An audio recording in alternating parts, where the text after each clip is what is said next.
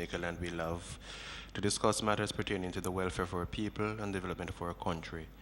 We ask that you may bless our deliberations today, and that whatever we shall discuss may come to fruition. These mercies we ask in Christ's name. Amen. Thank you. All right, members, today I think we have a very busy day. The laying of the interim fiscal paper has caused us to try and examine it quickly to send a report back to Parliament for next week.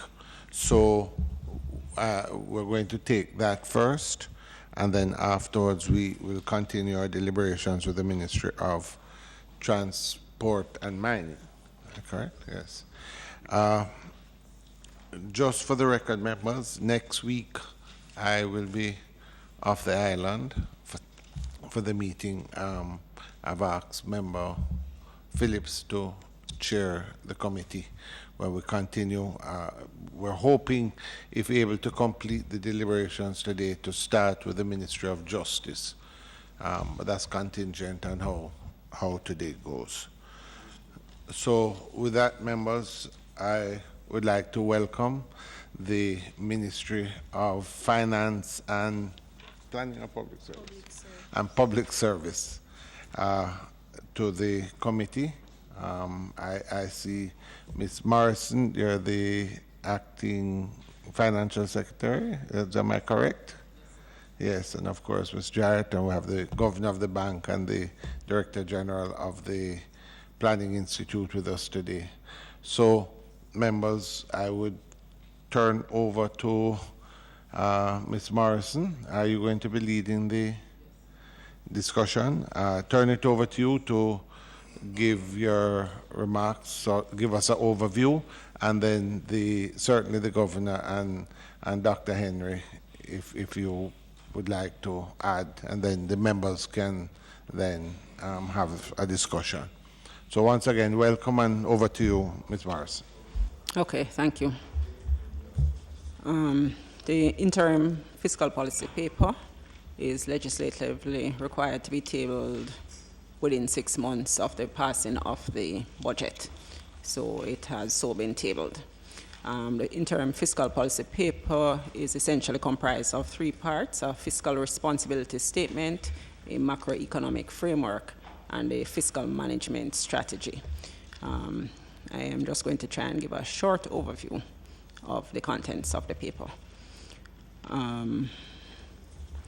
We have circulated a document. So the government of Jamaica remains fully committed to fiscal discipline and is resolved to take whatever prudent policy actions are needed to reduce the debt of the specified public sector to or below 60% of GDP by 2025-26. The fiscal program for 17-18 and the medium term are anchored around the debt reduction and facilitating economic expansion. And this is supported by the 3-year standby arrangement with the IMF. The net international reserves have shown significant improvements, and at the end of August stood at $3.7 billion US dollars. There has been a downward trend in unemployment, with the April 2017 survey showing 12.2% compared to 13.7% in April 2016, and inflation has been contained at single-digit levels.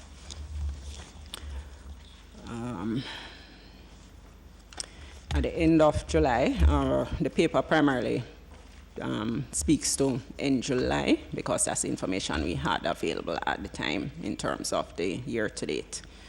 So at the end of July, the primary surplus and fiscal deficit had performed better than budgeted, with the fiscal deficit at 5.97 billion and the primary above, which is okay, a fiscal deficit of 5.9 billion compared to the targeted deficit of 18.7. The primary surplus is at 38.5 billion, which is considerably above the 29 billion that was targeted. The Despite the positive performance of the fiscal operations thus far, however, the government remains vigilant and ready to take timely and fiscally prudent actions to safeguard the targets as necessary.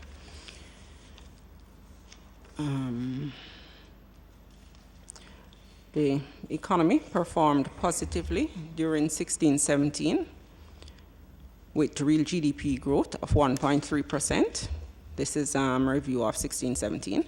This outturn reflects acceleration in the rate of growth in real GDP when compared to the previous 2 fiscal years. It represents the largest economic expansion in 10 years. This economic performance was underpinned by growth in both the goods producing and services industries, and the sectors which recorded the most significant growth are agriculture, forestry and fishing, manufacturing, electricity and water supply, and hotels and restaurants within the services industry. Okay, the actual fiscal policy paper that was tabled had indicated a projected growth of 0.3% for the first quarter of 17-18, but since the tabling, the Statistical Institute has provided the actual performance, which is actually a contraction of 0.1%. So this outturn is now lower than the 0.1% growth, which was recorded for the January to March quarter of 16-17. The economic outlook, however, remains positive, and real GDP growth is projected to grow within the range of 1% to 2% for the fiscal year. And this is predicated on performance of both the goods producing and services industries. The forecasted expansion reflects growth in manufacture, electricity and water supply, hotels and restaurants, as well as agriculture, forestry and fishing. In terms of this 17-18 budget, the central government budget for 17-18 was designed to support the objectives of economic growth anchored around debt reduction. The program aims to reduce the public debt stock and debt servicing costs, thereby creating fiscal space to drive higher levels of economic growth, job creation, and ensure increased social well-being for Jamaicans. The key policy targets continue to be the primary surplus of 7% of GDP, and for a debt stock equivalent to or less than 60% by March 2025-26. So the actual 17-18 budget targets a primary surplus, or had targeted a primary surplus of $131.8 billion and a fiscal deficit of 5.9. The projection for higher GDP growth, however, would move that target to $132.3 billion for the primary surplus. Sorry.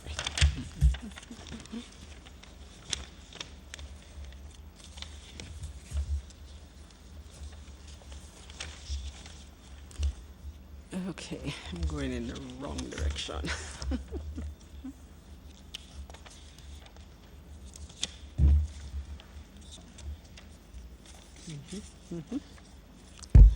All right.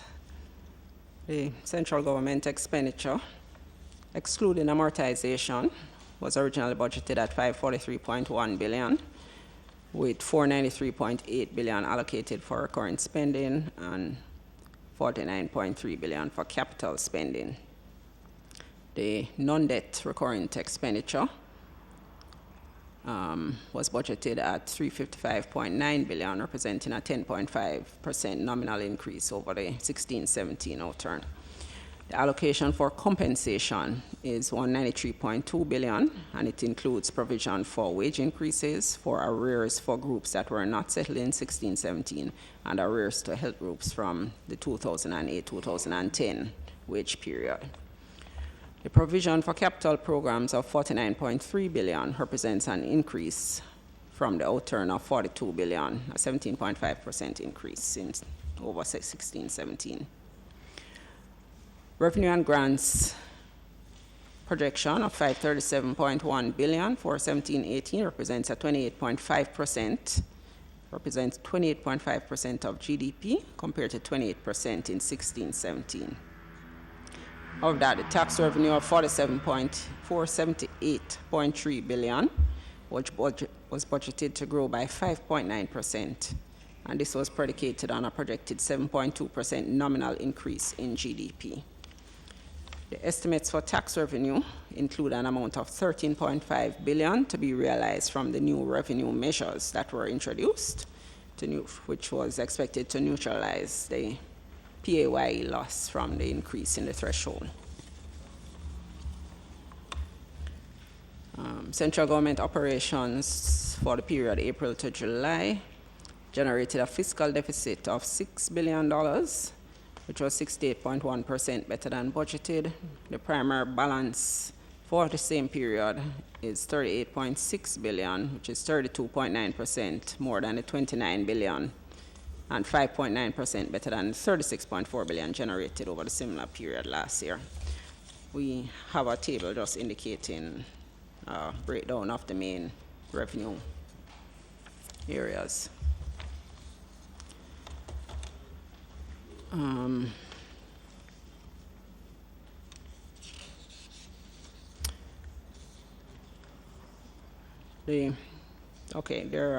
There's another table with a further breakdown of some of the main performance in the document.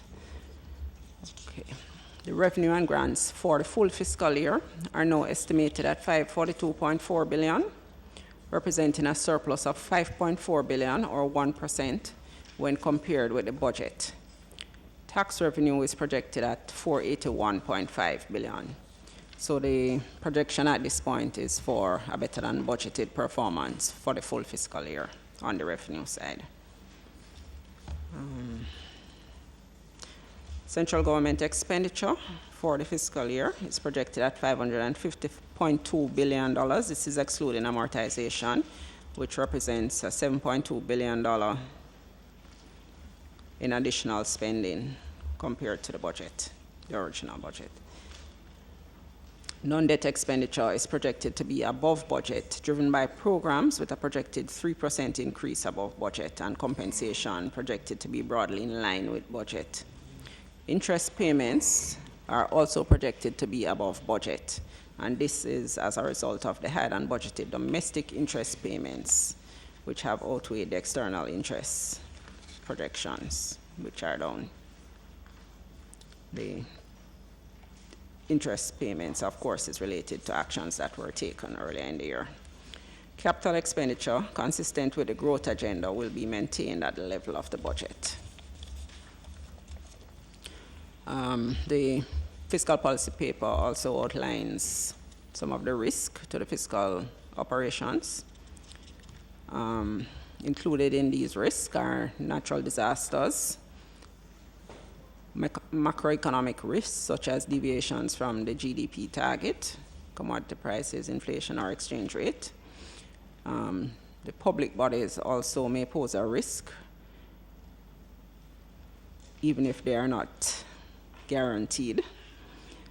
Wage settlements exceeding the contingency provisions would, of course, be a risk, and the PPPs are also recognized as having a potential to negatively impact the fiscal operations. The public bodies, the overall balance of the public self-financing public bodies, as approved in the budget, is for a surplus of $2.5 billion for 17-18. In June, the group of self-financing public bodies had reported an overall balance surplus of $3.96 billion compared to the budget of 1.4, so they are also performing above budget. The positive variance was due mainly to the National Housing Trust, Airports Authority of Jamaica, National Water Commission, and Port Authority of Jamaica, who reflected better than budgeted performances. This was somewhat offset by a shortfall on the Petrojam side of 3.9 billion. It is, however, expected that the self-financing public bodies will meet the targeted 2.5 billion surplus for the year. There's a table outlining the medium-term fiscal profile, which basically has us at growth between 1.7 and 2.7 over the period, real GDP growth. And we also indicate our expectations on oil prices, inflation, and the import growth. In conclusion, the economic and fiscal performance for 17-18 to date has been encouraging. There is positive real GDP growth expected. Strong net international reserves, which has increased from 881.6 million at end of August to 3.6 billion US at end of August 2017. Interest tax revenue is down. Strong double-digit growth in tax revenue since 15-16. The fiscal effort to sharply reduce public debt is underpinned by primary surplus of 7%. And the government's economic program is on track to satisfy the broad objectives of economic growth and debt reduction at the moment.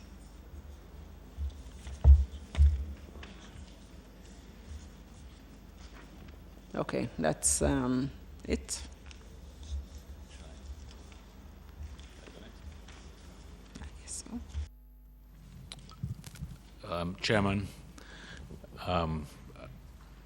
if I may.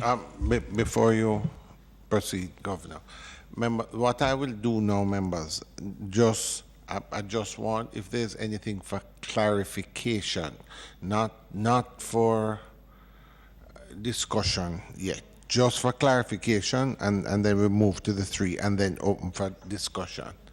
Ms. Dalrymple. I'm just curious. I'm not sure, Ms. Morrison. I'm just curious. You just made a statement. I spoke to my colleague about positive GDP growth, and you laughed. I'm not sure, because what I heard you say in your overview seems as if the primary and the fiscal balances were doing well. And yet, when you said positive GDP growth, you laughed. I'm not sure why. I said to my colleague sitting beside me, and he noticed that you laughed once before. I didn't notice that, but I'm curious. Okay. Sorry. No, but she's just given an overview where it appears as if the fiscal and primary balance is in good standing. It seems that all is well, and yet she laughs. So I'm just curious. Yes, all is well. I had indicated earlier at the start that the actual fiscal policy paper for the first quarter of the fiscal year had indicated a 0.3% GDP growth. However, the actual growth, which has now come out from starting, is indicating a contraction of 0.1%. And so when I got to what we had further down, that first quarter positive that we had indicated in here is no longer there. However, the outlook for the full year is positive. Yeah. All right. If there's no other clarification, Governor, over to you. Thank you very much, Chairman. Jamaica's macroeconomic indicators, as you have seen, heard, have continued to reflect generally positive trends. It seems that macroeconomic stability now is entrenched.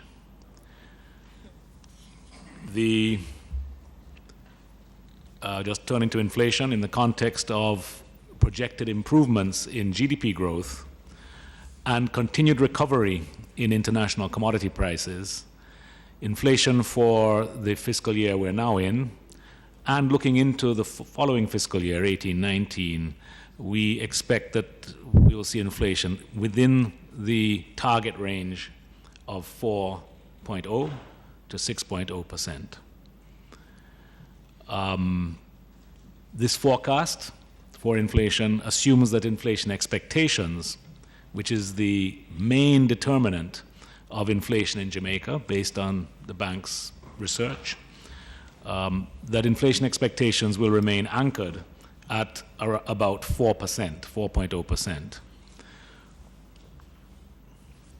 Imported Repeat inflation expectations are expected to remain anchored at 4.0%.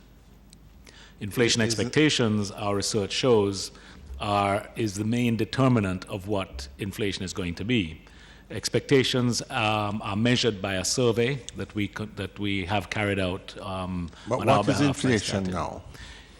Inflation now, the 12-month inflation to But last August year was 4.4%. Last year was 4.4. No, for Last- the fiscal the fiscal year last year, or for the Fiscal year last year was 4.1. okay. Sorry, continue. I just started. Imported inflation is expected to moderate in this forecast here, reflecting the slower depreciation in the exchange rate and a moderation in the growth rate of international commodity prices. But demand pressures, aggregate demand pressures in Jamaica, we expect to strengthen with the pickup in domestic growth that we're expecting. So that will put some upward pressure on inflation. The risks to this projection, the projections we have for this year and next year, on the downside include better than anticipated improvements in domestic agriculture supply. That's mainly for this fiscal year, 17-18. And also on the downside, weaker than anticipated demand conditions. If the growth doesn't materialize as we expect fully, then we'll have less inflationary pressures than is built into our projection. The main risk that we see on the upside for this inflation projection is really higher than anticipated international oil prices, effectively, which are pretty low, and we expect them not to go up by too much. But if the projections, if the outcomes exceed that, that would be a threat to the forecast on the upside.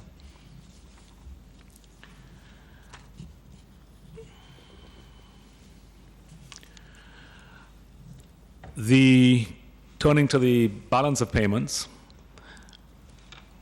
for this fiscal year, 2017-18, and looking forward into the medium term, we project the current account deficit to remain sustainable in the range of 1 to 3% of GDP. Imports are expected to grow in the context of the pickup in the pace of domestic activity. Exports, however, are also expected to record buoyant growth in the context of the restart of the refinery operations at the Alpart alumina plant. Foreign currency inflows from tourism and remittances are also expected to remain buoyant in a context of continued strong growth in Jamaica's major source markets. With imports financed by FDI at about 3 to 4% of GDP, this fiscal year's outcome we expect to be the third year in a row where current account transactions place no pressure on the foreign exchange market. I'm trying to research when this last occurred, and it's in many decades, if not back to the 60s. So we'll get that data. But I want to stress, given that with imports being financed by FDI amounting to 3 to 4% of GDP, when you take those imports that are already financed out of this current account picture, the deficit of 1 to 3%,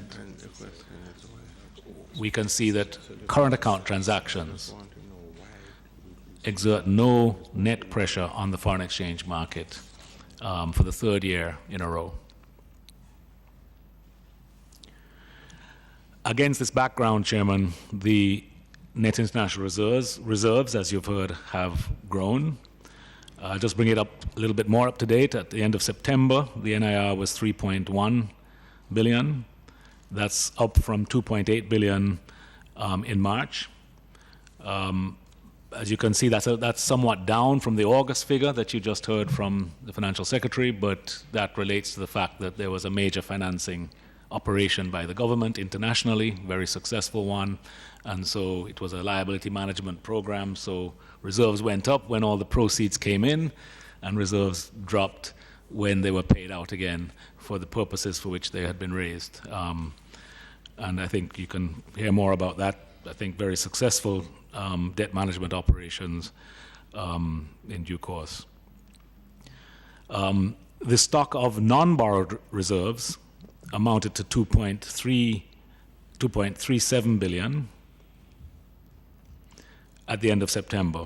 And that number is $736 million above the non-borrowed reserves target that has been established under the precautionary standby arrangement with the International Monetary Fund.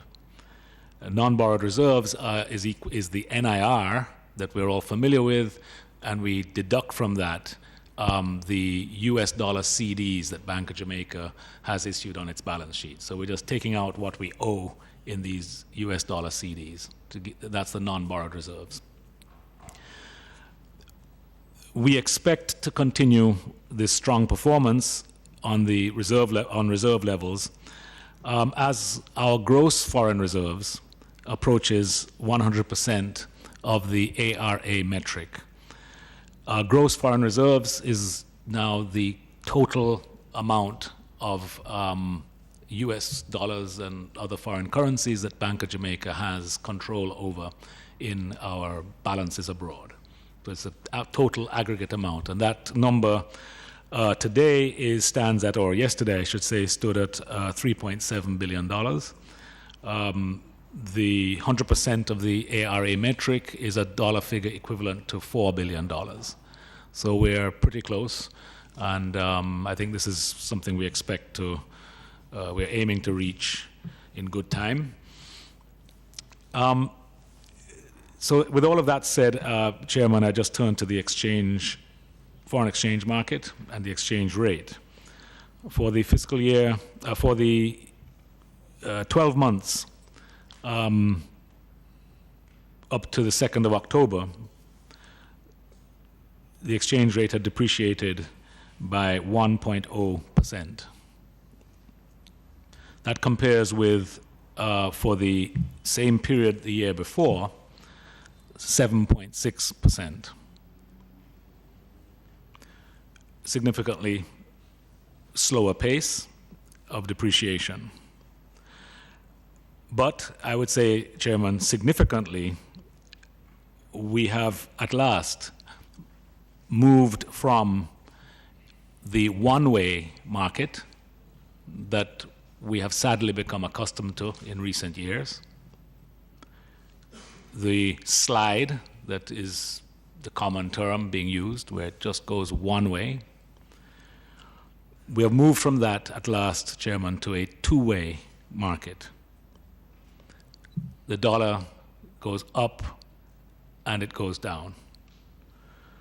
This can occur and has occurred, is occurring when the exchange rate, firstly, it is important that the exchange rate is in this zone of what we would call fairly valued. Something I've spoken of and sought to share over the last roughly 2 years. And the exchange rate is fairly valued. But secondly, it's important to have mechanisms in place that provide for transparency and price discovery. To illustrate, the Jamaican dollar appreciated on 66 separate days over the first half of this fiscal year. It depreciated on 60 separate days in the first half of this year. For comparison, just looking at the same period the year before, in 2016-17, where it appreciated on just 25 days during that year, while it depreciated on 104 days separate days during that period. I just use that as an illustration of the change that has occurred and which we can expect to continue in that vein. A part of the reason for it is the fact that the macroeconomic stability that I began my remarks by mentioning, and how that slowly comes through into the foreign exchange market. But a part of it is also the mechanisms that we have been working to introduce and embed into our market. The most obvious one that is most visible is the new mechanism of the BFIXIT, the Bank of Jamaica Foreign Exchange Intervention and Trading Tool. That BFIXIT is a rules-based, competitive, multiple price mechanism used by the Bank of Jamaica to buy from and sell to authorized dealers and cambios foreign exchange. So it's for our Bank of Jamaica's trading with the authorized dealers and cambios. It does not directly affect any member of the public's transactions with their authorized dealers or cambios, which continue precisely as before. It's early days, Chairman, to seek to judge a mechanism like this. It's just been a couple of months. But I would say that the operations so far have proceeded very much in accordance with our expectations. And we are seeing greater transparency to the market participants. More people are getting more information about what's really happening in the market than before. And that, we believe, Chairman, empowers the average person to make decisions in their own interests better than before. Understandably, though, there is a period of transition where understanding needs to increase, and we want to use every opportunity to explain, educate, listen to questions, take suggestions, so that we can continue to improve these tools. But secondly, other than the greater transparency that it brings, we have noticed an increase in the volumes of foreign exchange that are being traded since the introduction of BFIXIT and the other tools, reforms that have come with it. Thank you very much, Chairman. Members, any clarification? No? All right, Dr. Henry. All right, thank you, Chairman. Good morning, members. For GDP performance, as we've heard, for April to June 2017, the first quarter of the fiscal year, recent data from the Statistical Institute of Jamaica indicate that for the first quarter of fiscal year 17-18, the Jamaican economy recorded a contraction of 0.1% in real GDP. Lower output for the quarter largely reflected the adverse impact of weather-related shocks, specifically heavy rains and flooding on output. This hampered production in some industries, particularly agriculture, forestry and fishing, mining and quarrying, and electricity and water supply. The preliminary cost of the damage and loss related to the March to June rainfall events was estimated at $4 billion Jamaican dollars, or 0.2% of 2016 GDP. The main area of damage in the goods producing industry was agriculture, forestry and fishing, totaling $814.9 million.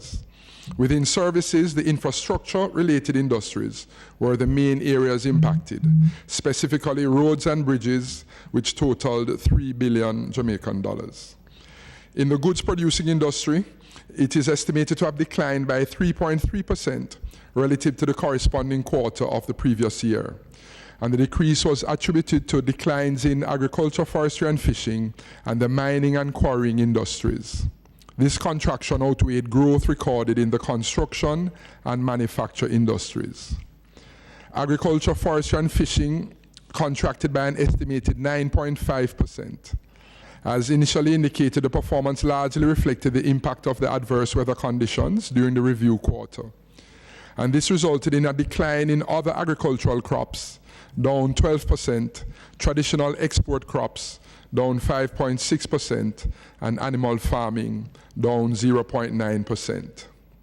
Real value added for mining and quarrying contracted by an estimated 10.9% due to a decline in both alumina and crude bauxite production. There was a downturn in crude bauxite production of 15.2%, largely reflecting the impact of the adverse weather conditions which prevented mining activities, as well as reduced demand from the major purchasers. The services industry was estimated to have grown by 1% relative to the corresponding quarter of the previous year, reflecting higher real value added in all industries. The industry recording the largest increase in growth was the hotels and restaurants industry, which grew by 5.1%. This largely reflected increase in stopover arrivals of 8.7%, led by foreign nationals from Jamaica's main source markets, the USA, Canada, and the UK. For fiscal year 17-18, the Jamaican economy is projected to grow within the range of 1 to 2% relative to the preceding fiscal year. This is expected to occur despite shocks which occurred in the first quarter of the fiscal year. It is anticipated that a sustained pickup in activity will stem from the continued implementation of growth projects and initiatives. Specifically, it is anticipated that growth will be fueled by increased domestic demand, stemming from increases in consumer and business confidence, and higher levels of employment. As at April 2017, the total number of persons employed reached 1,204,800 persons, an increase of 35,800 persons relative to April 2016, and represented the highest level of employment ever recorded. Also, stronger growth in the economies of Jamaica's main trading partners, which is expected to result in an increase in demand for some Jamaican goods and services. The industry is expected to drive growth during fiscal year 17-18 are as follows: mining and quarrying, predicated on the resumption of productive activity at the Alpart alumina plant, which is anticipated to drive growth in mining and quarrying for 17-18. Hotels and restaurants, increased stopover arrivals facilitated by a greater number of hotel rooms, increased flight frequency, load factors and flights, and rebound in the agriculture, forestry and fishing industry following the downturn in the first half of the calendar year. Construction is to be influenced by rehabilitation activities subsequent to the passage of the heavy rainfall and flooding earlier in the fiscal year, as well as other construction works, including the construction of the new 190 megawatt plant by JPS, costing some US $330 million, which commenced during the review quarter and is slated to be commissioned by mid-2019. Port-related developments, including the upgrade of the Reynolds Pier and the Mobay Cruise and Cargo Development Project, with a combined budget of approximately $3.3 billion. And hotel construction and expansion projects, which have already commenced earlier in 2017, as well as other hotel construction scheduled to commence in the latter half of the fiscal year. And quickly, in terms of the labor market conditions continued to improve during 2017, as indicated by the labor force survey undertaken by the Statistical Institute of Jamaica, Statin. The latest data released in April of 2017 indicated a trend of an increase in labor force, growth in the number of persons employed, and a fall in the unemployment rate.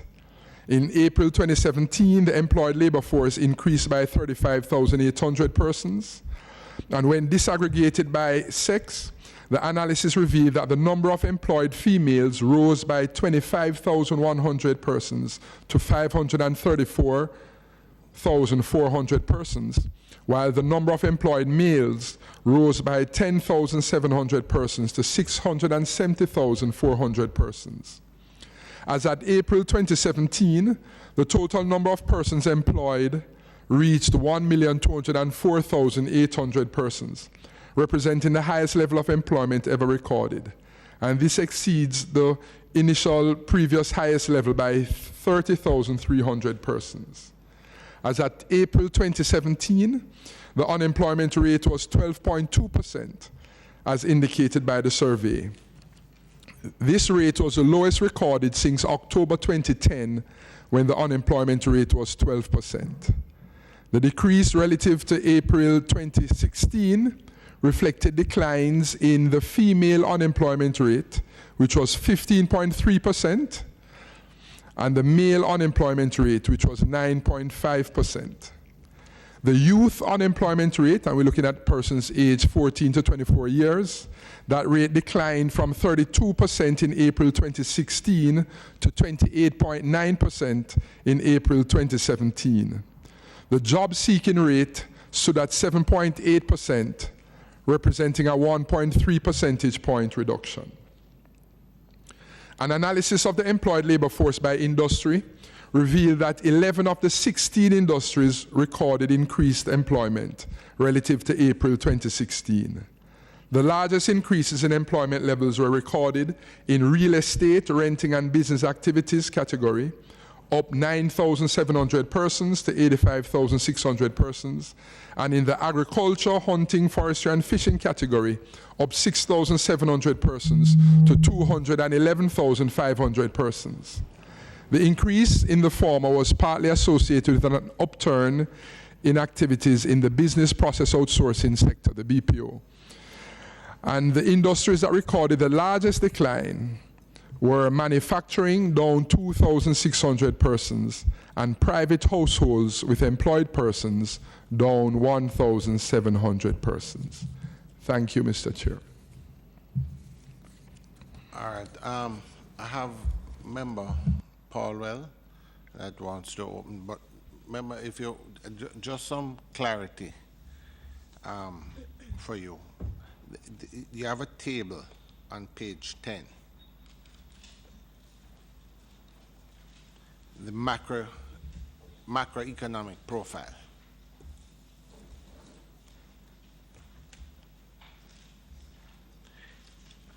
This, which document is this?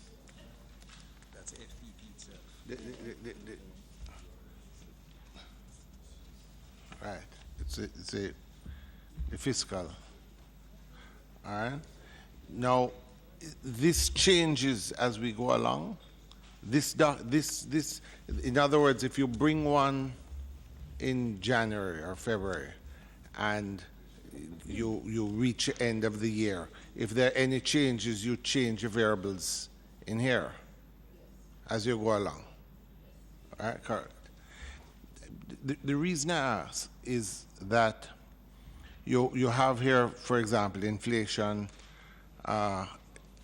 Well, 14-15 was 4, 15-16 3, 16-17 the 4.1, and then you have 4.6 next year and 5.55 for the 3 years after. You have real GDP growth. It's a 0.2 in 14-15, 1% in 15-16, 1.3 in 16-17, 1.7 in 17-18, 2.7 in 18-19, 2.3 19-20, and 2.5 in 2021. I ask you because you have heard of the 5 in 4. Now the 5 in 4 would have started last year. We're about a year and a half into 5 in 4. But so we have about 2.5 years left out of the 4. But your figures still show that you are expecting GDP growth of 2.5.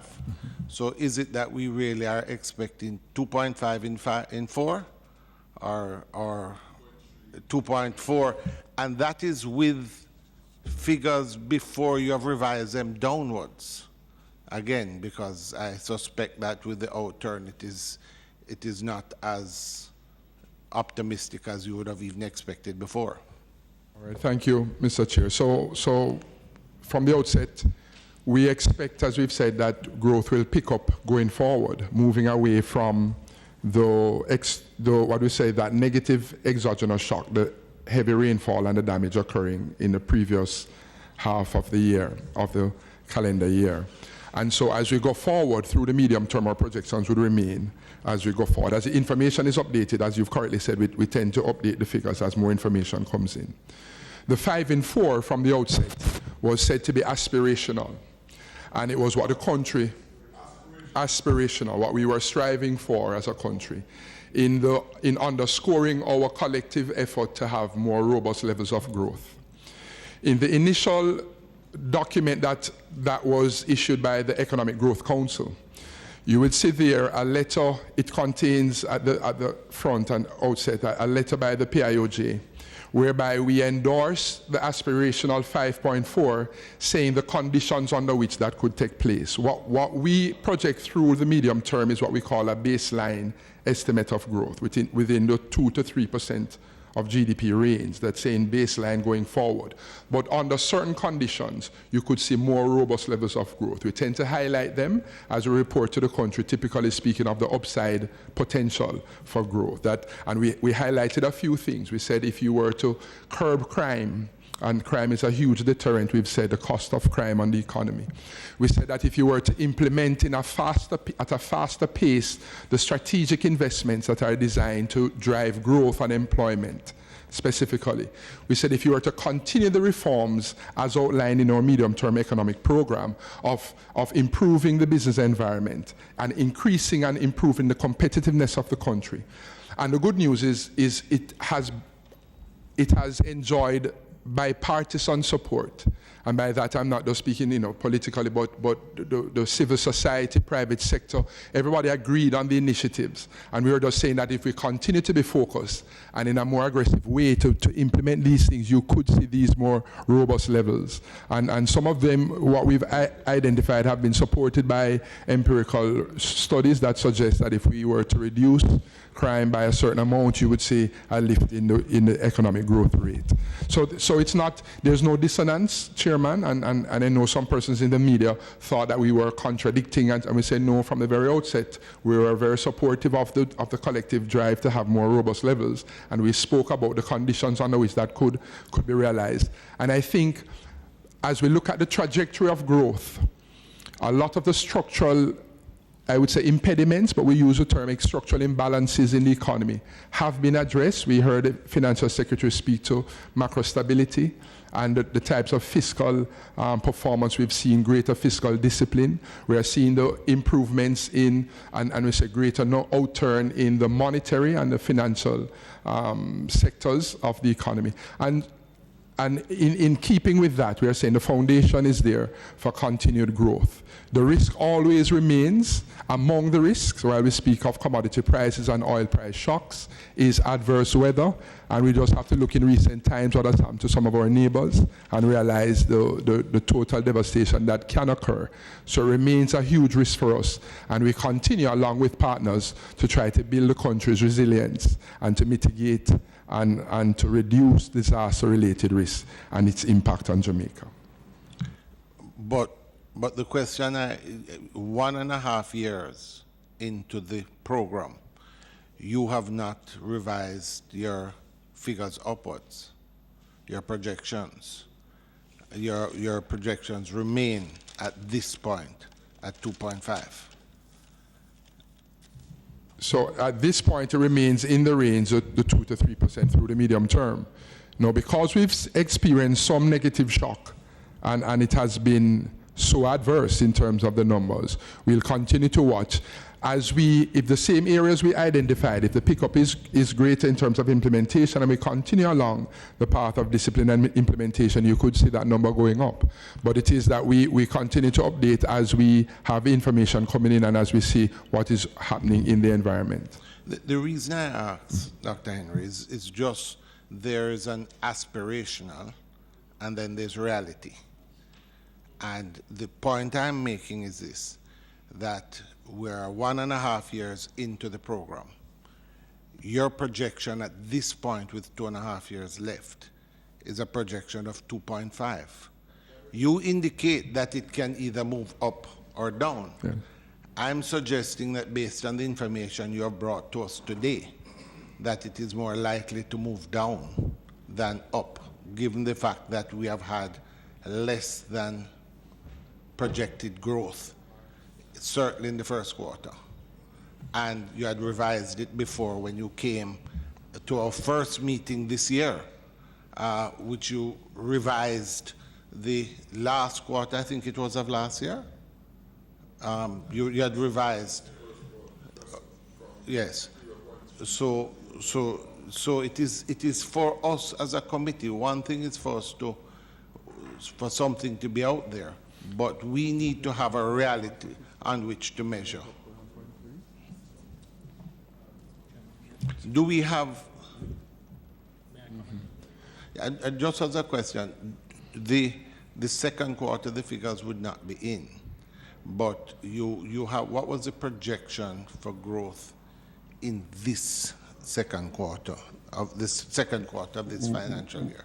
1%. That's the July to September quarter, the second quarter of the fiscal year. July to September. 1%. And you may, I mean, it's very early, you may not have, but do you have an indication whether we are going to be on track for that, or do you feel that we may be down again? And no. So we appreciate the question. And some of the factors that go in, for example, when we spoke of some of the upside and what we expected to, outside of upside risk in terms of better than projected, what we projected in the baseline to drive the 2 to 3% was the expansion, resumption of activities at Alpart and the build out, the expansion of activities in bauxite and the mining industry.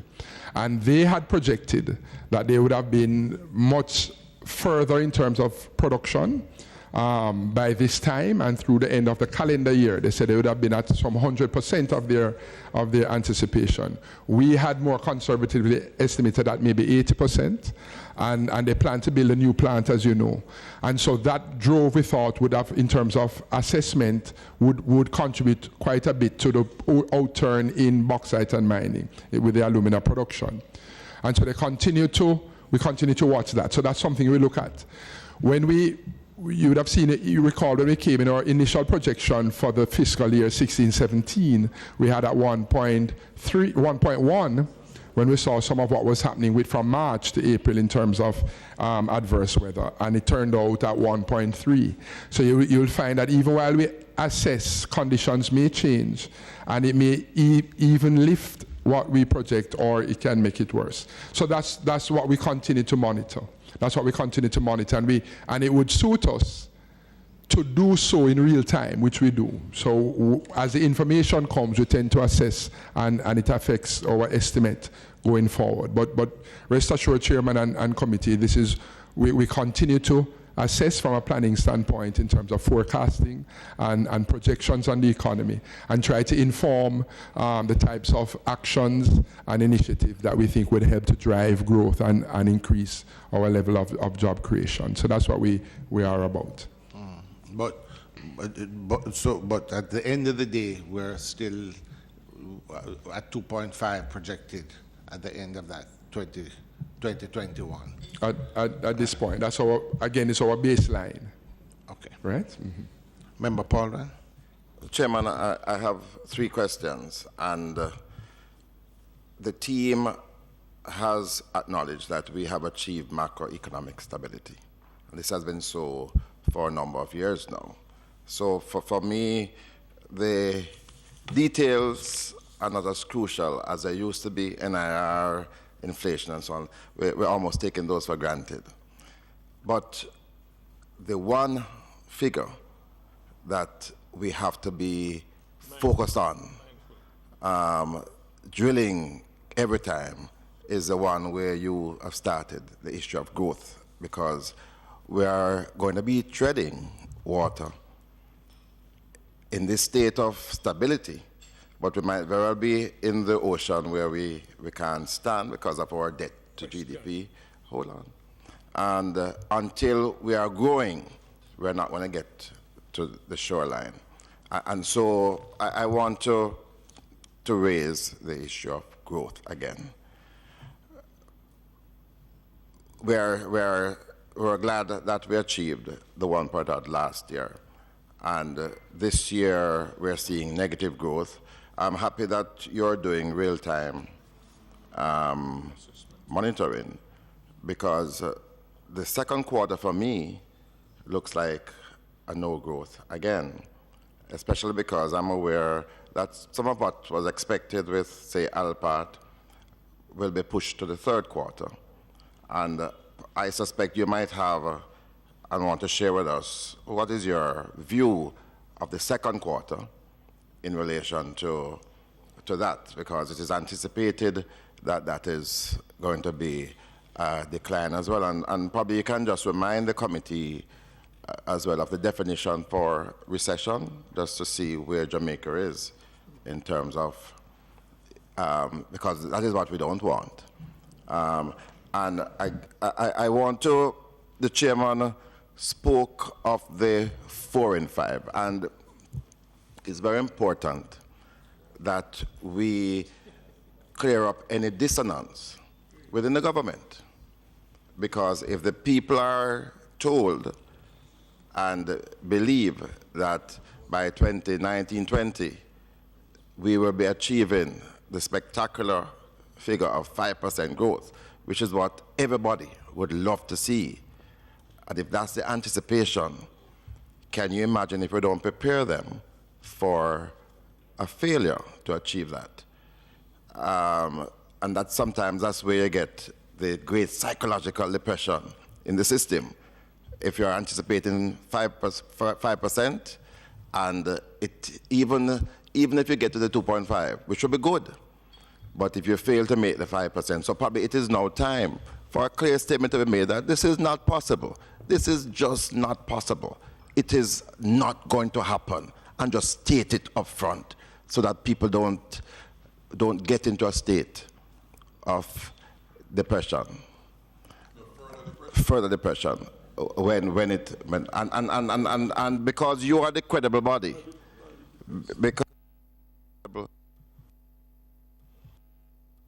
because you are the credible body, I think a definitive statement, and I think that is what the chairman has been trying to elicit, so that we can be realistic and set the tone going forward. All right, thank you very much, member. So a few things. Again, from the very outset, we expressed our support for the work and establishment of a growth council, as a mandate was to help the country achieve more robust levels of growth. And so from the very outset, and again, even in their initial document, which was communicated to the public, you would find our endorsement there, and saying the alignment between our baseline and what was aspirational at the 5 in 4. And so you may want to, the EGC has been communicating, and if I take away maybe that they may want to improve on that as they do so. We have been communicating as a PIOJ every time we report to the country, and you'll notice and it has come up, it has come in the media where we said there's some misreporting because people are saying, well, the PIOJ is changing the numbers, and we made that clarification, and we thank you so much for this opportunity to do so again. That we're not saying two different things. We are speaking of a baseline, which we estimate and assess, and then we are saying the conditions under which you could see that increase and be driven. A recession is defined as 2 consecutive quarters, 2 to 3 consecutive quarters of negative growth or of contraction in an economy. And so we are not in recession.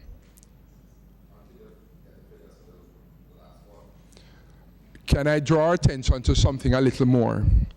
The broader issue is, as we've studied and as leaders of the country, you're very familiar over the many years, we've done assessments of Jamaica's 40 years of low growth, anemic growth, low and negative productivity. And we've done the assessments, we've done it our own research institutions in-house. in terms of the universities. We've had different assessments within the public sector. We've had multilateral assessments, World Bank, etc. And they tend to converge on the issues underlying, the causes, and some of the challenges behind growth. And so I want to draw also the broader issue that, and I mentioned it before, we are addressing a lot of those constraints to growth. Among which, and so quickly, have been one, we wanted a more diversified economy. Two, we had a high level of debt to GDP that stifled a lot of the operations, and of course you will know very well as leaders, public sector leaders. We had a significant crime that was a deterrent on growth.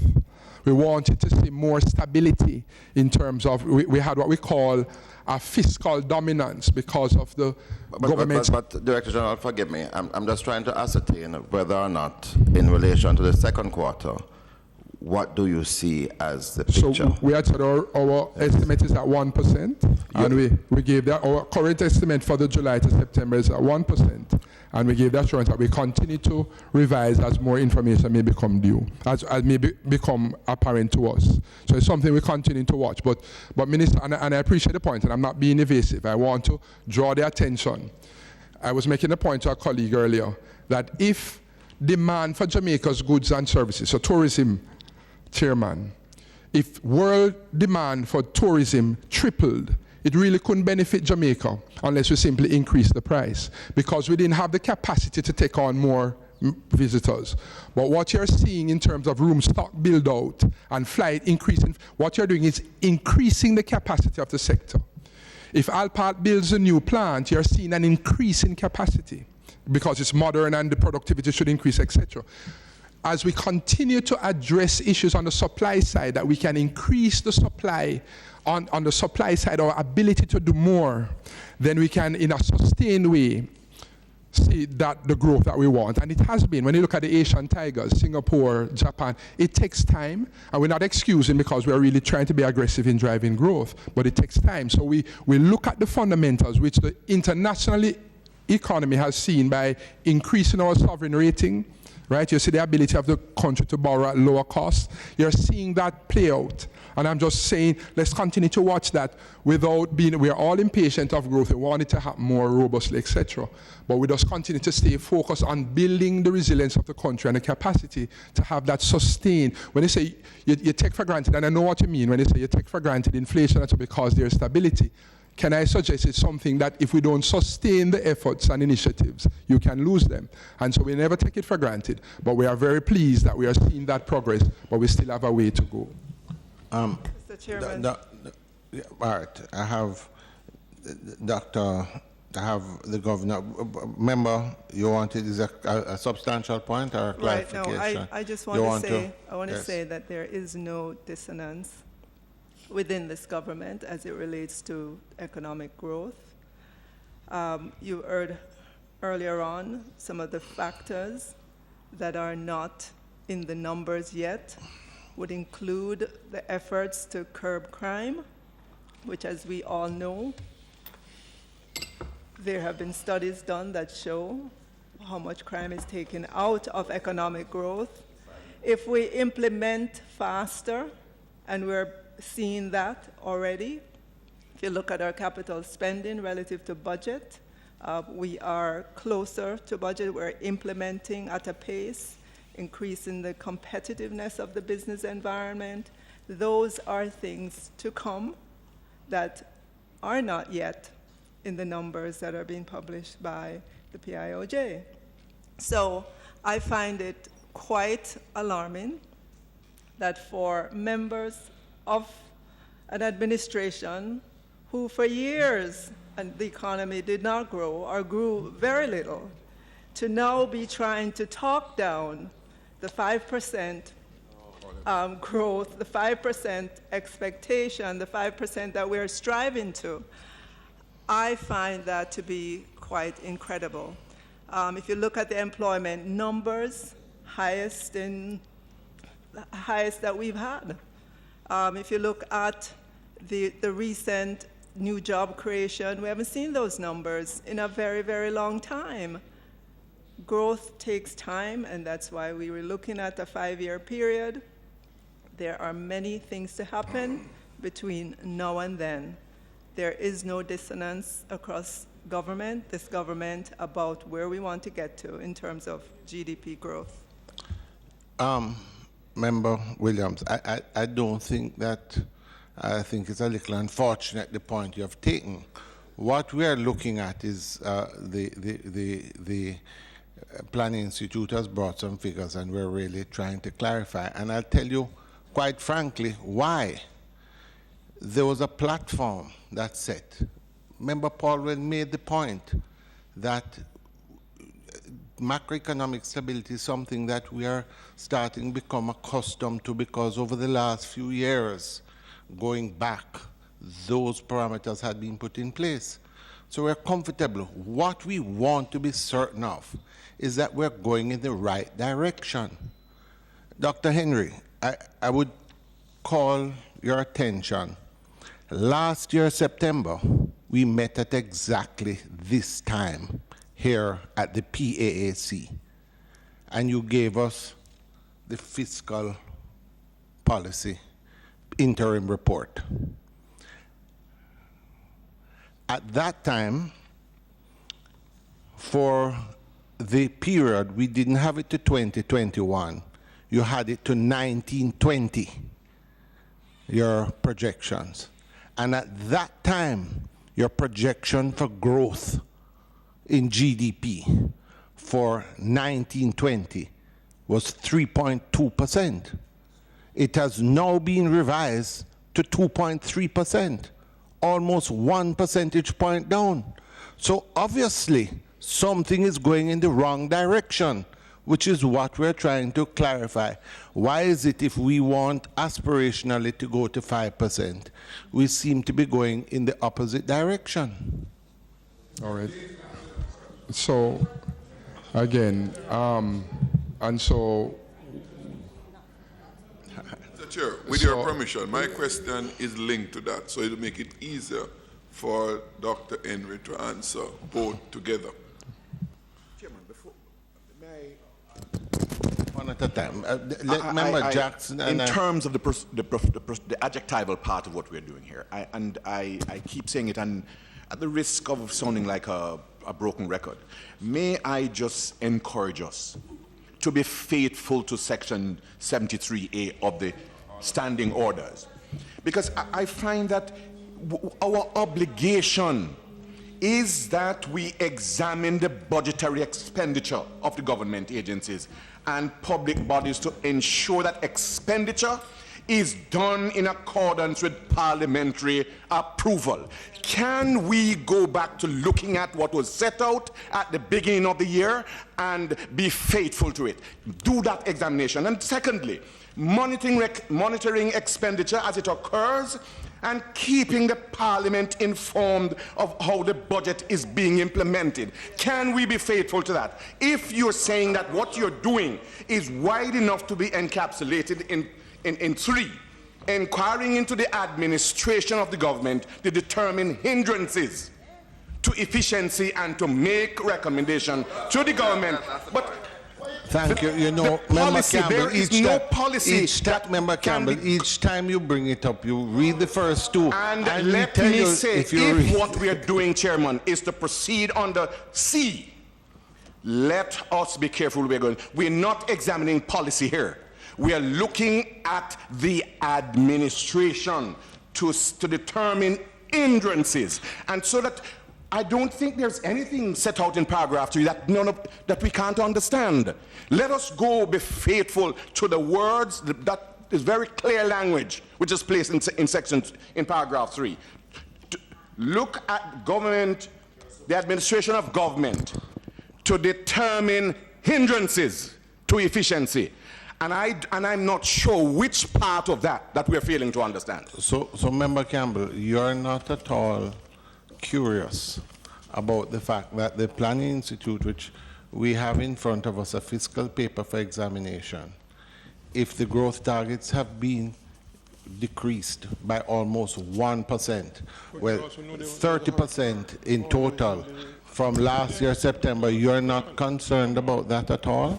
I am concerned, but I thought the officers We're very clear in the pronouncements No, as he to hasn't what those answered it hindrances yet. are. I just Chairman? asked. No, Chairman? Campbell. Explain the Chair- hindrances, Chairman, which is crime I'm and the sorry shock to butt in. as a result too. of the weather. No, Very I'm clear. sorry to butt in as well, Very but clear. I found I don't also. To get you right, and from long time, But Chair, and I've no. been brushed aside by you, Chairman.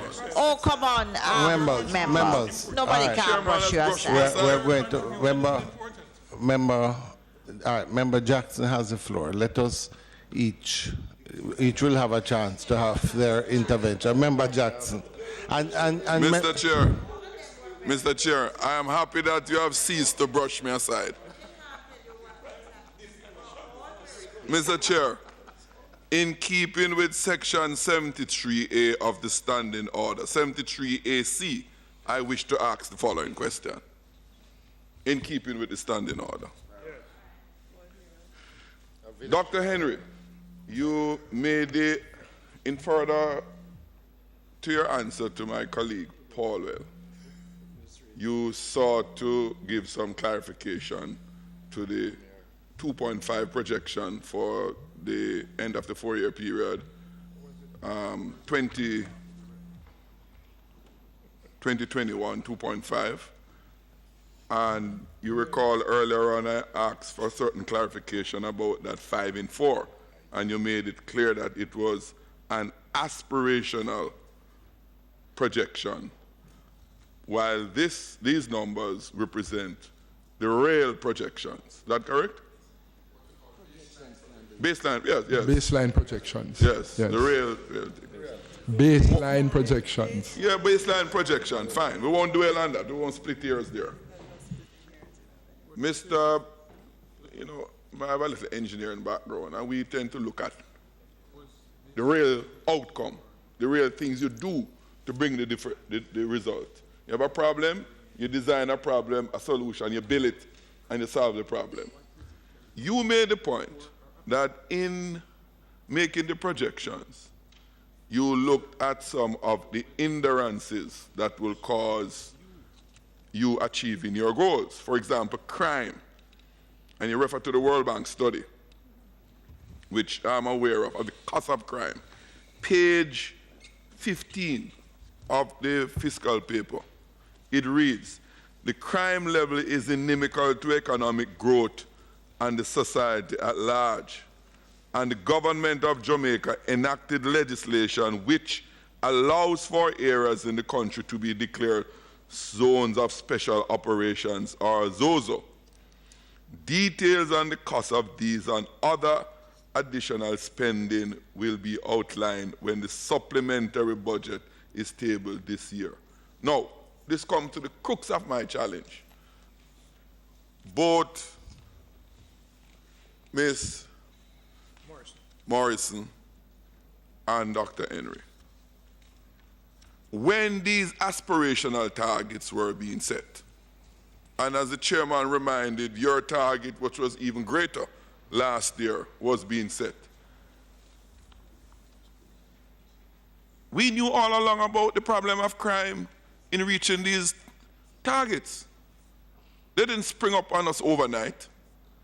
So my question is, having recognized those at the very outset as major impediment, you have the unpredictability of weather, etc. And to some great extent, you don't have any control over it. And even when you don't have any control and you look for remedy through the insurance scheme, we know what the result has been. Nothing coming to the coffers to mitigate on the impact of the cost to us from hurricane damages.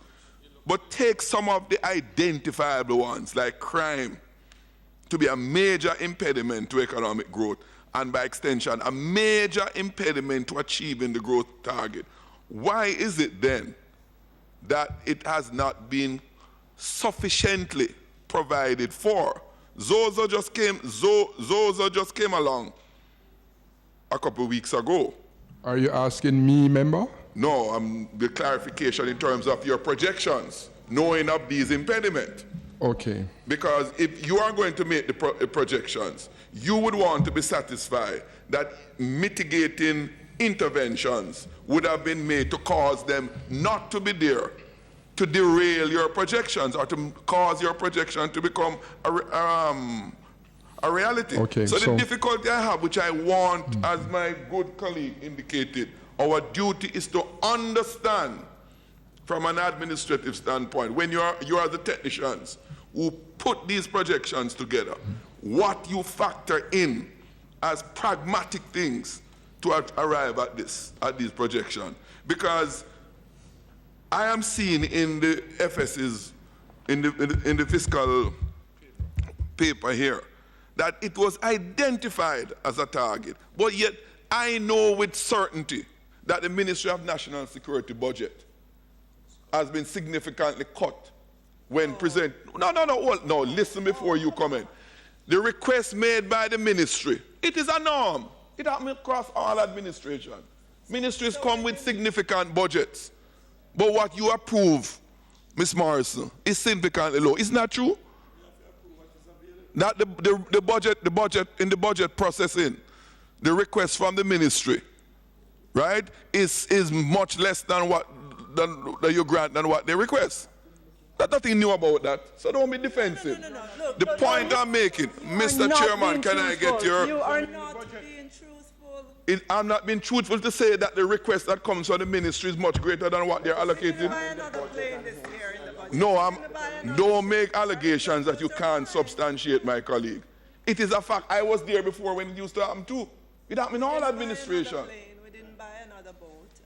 You see, you've gone too far. You're flying up in planes. No, I don't reach to the planes yet. I'm still down here. You're gone in planes and boats. My point, though I've been distracted by my colleague here, Chairman, and I need your protection, because the point I'm making, Chairman, is that the issue of crime and violence as an impediment for economic growth is not a new discovery. And I'm saying, and I'm really of the concern, to the extent that we knew that all along, and the Ministry of National Security would have made requests which, taken on the surface, they need these resource allocation to adequately deal with crime and violence, which would serve the end of causing these growth targets to be realized.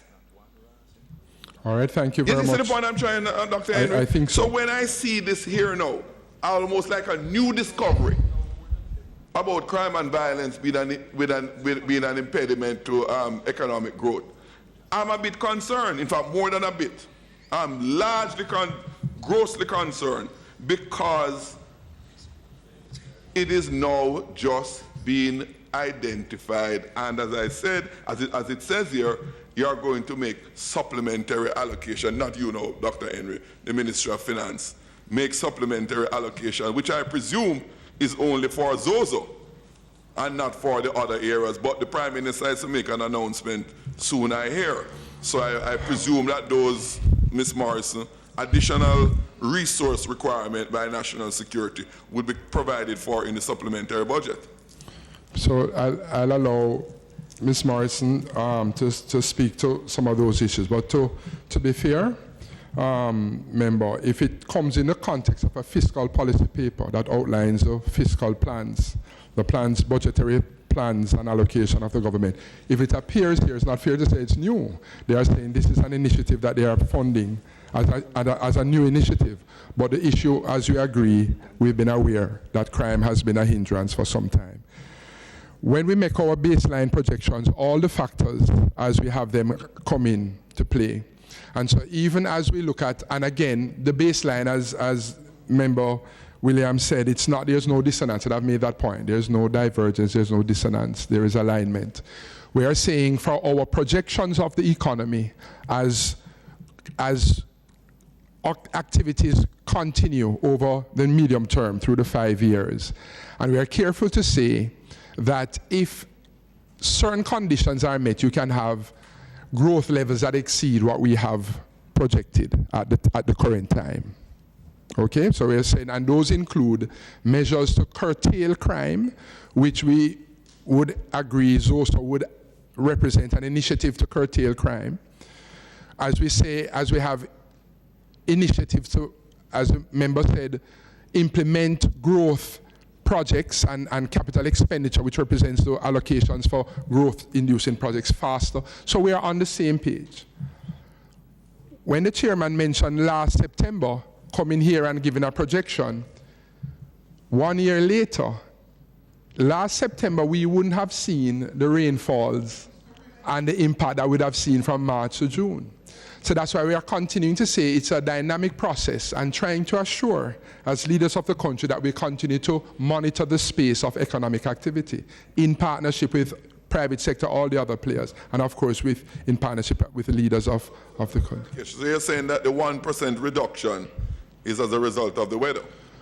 We've maintained our projection of the 2 to 3%. When you mention a 3.2, and if you can look and see where the source in terms of numbers, our projections have been constant. When we revise, we always give the conditions under which the revisions are made. That's what we're saying.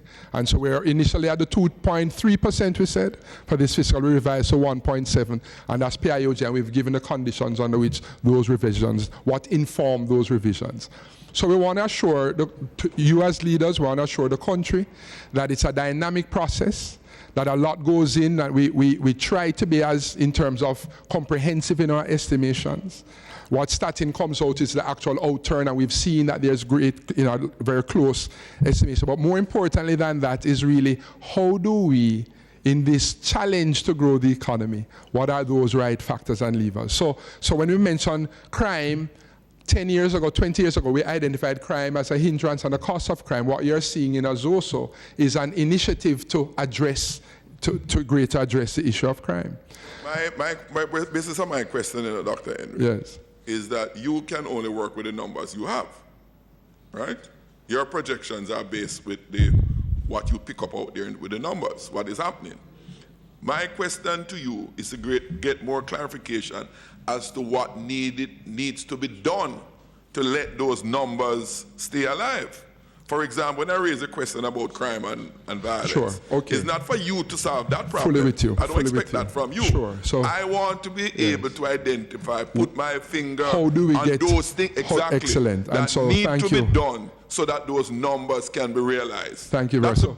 Thank you very much for that. Because the other part of it too, when you look at construction and the projections that you have there, those projections are not going to be realized unless there are concrete things which are done out there. No pun intended. So when you see the MIP coming to an end next year, which is a major expenditure this year, coming to an end shortly, which is a major funding source for construction, I begin to wonder now, how attainable are those projections unless there are adequate provisions to realize those construction activities to give it the numbers. That's the basis of my inquiry. Sure. And so thank for you. these doable things. Sure. Because we as representatives have to now go back elsewhere. Because we want the growth too, We badly want the growth. Sure. We now have to go back and use the bit of information and clarification to ensure that what is to be done elsewhere, whether it is in national security, whether it's in construction, whether it's in the tourism sector, whether it's in agriculture, wherever. Sure. So thank you very much. And I'll allow the Financial Secretary to speak to some of your issues. But just to say quickly, and I like how you fine-tuned to say, what do we need to do to achieve? And we've written, many persons, other stakeholders in this quest to drive growth have documented and so I'll just highlight, and we've said, greater curbing of crime, and you're seeing, measures there. But crime is one. We've spoken about the need to address what we call supply side constraints, building capacity, improving productivity, labor productivity, addressing the labor supply, that there's greater alignment with labor demand to drive production. We've spoken about improving the business environment, things we all know, but I just want to, because you have said it, I just want to highlight again that these are things that we need to address. And we have seen a lot of progress. And I made a point that the international community has recognized the progress that Jamaica is making. Yes, we need a ways to go still, but we must celebrate that there is progress on a number of these, what were structural impediments, that they have been addressed. We've seen reductions in the debt levels, more to go, but we've seen that reduction. We've seen macro stability. We've seen a lot of progress in the monetary policy, and the BOJ has been doing, tremendously, so quite a bit. And I just want to underscore that those are initiatives we must celebrate where we see the attention being given. Right? So if you say ZOSO, etc., that's attention being given to issues that we've all agreed on are challenges. And so I just want to leave the last point about, because we don't say enough about climate change and the impact, that we have to continue to give attention. Don't wait until an episode hits us like it may have hit Grenada years ago, 200% of GDP in damage because of hurricane. Don't wait until the flood comes. Let us continue the drive to build the resilience of the country to withstand these conditions, because the projections are they are going to get worse because of climate change. The episodes are going to be more intense, they're going to be more severe, and that's just one tool also, but sometimes we don't say enough about it. And I just wanted to, on behalf of the Planning Institute, just draw attention to our continued drive to build the country's resilience and to mitigate against climate impacts. Remember, the governor wants to say. It's just two small points I wanted to offer.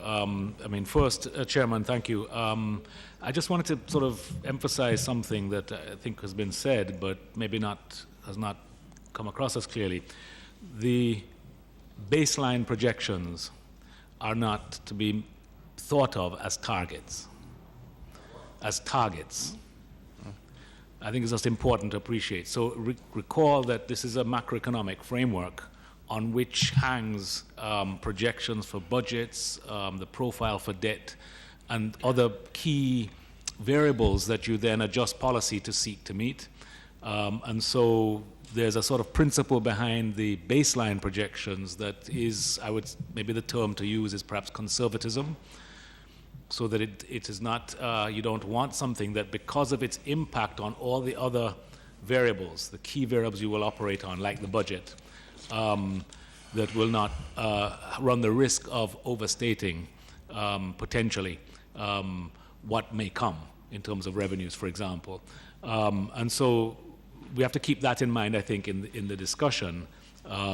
So there will probably always be a difference between the baseline projection, which is a good estimate. It's the best one, but it's conservative, and distinguish that from what you're really trying to achieve. And the example I would use is, for example, the reserve levels, which is a simpler number. Bank of Jamaica is responsible for it. We project a number here. We may have a target, a floor that's established in the IMF agreement, for example, but that doesn't mean that that's what we're aiming to achieve. We're aiming to do much better than that, because of the challenges or the imperative of achieving as much resilience as possible, given the uncertainties that everybody faces, and Jamaica in particular.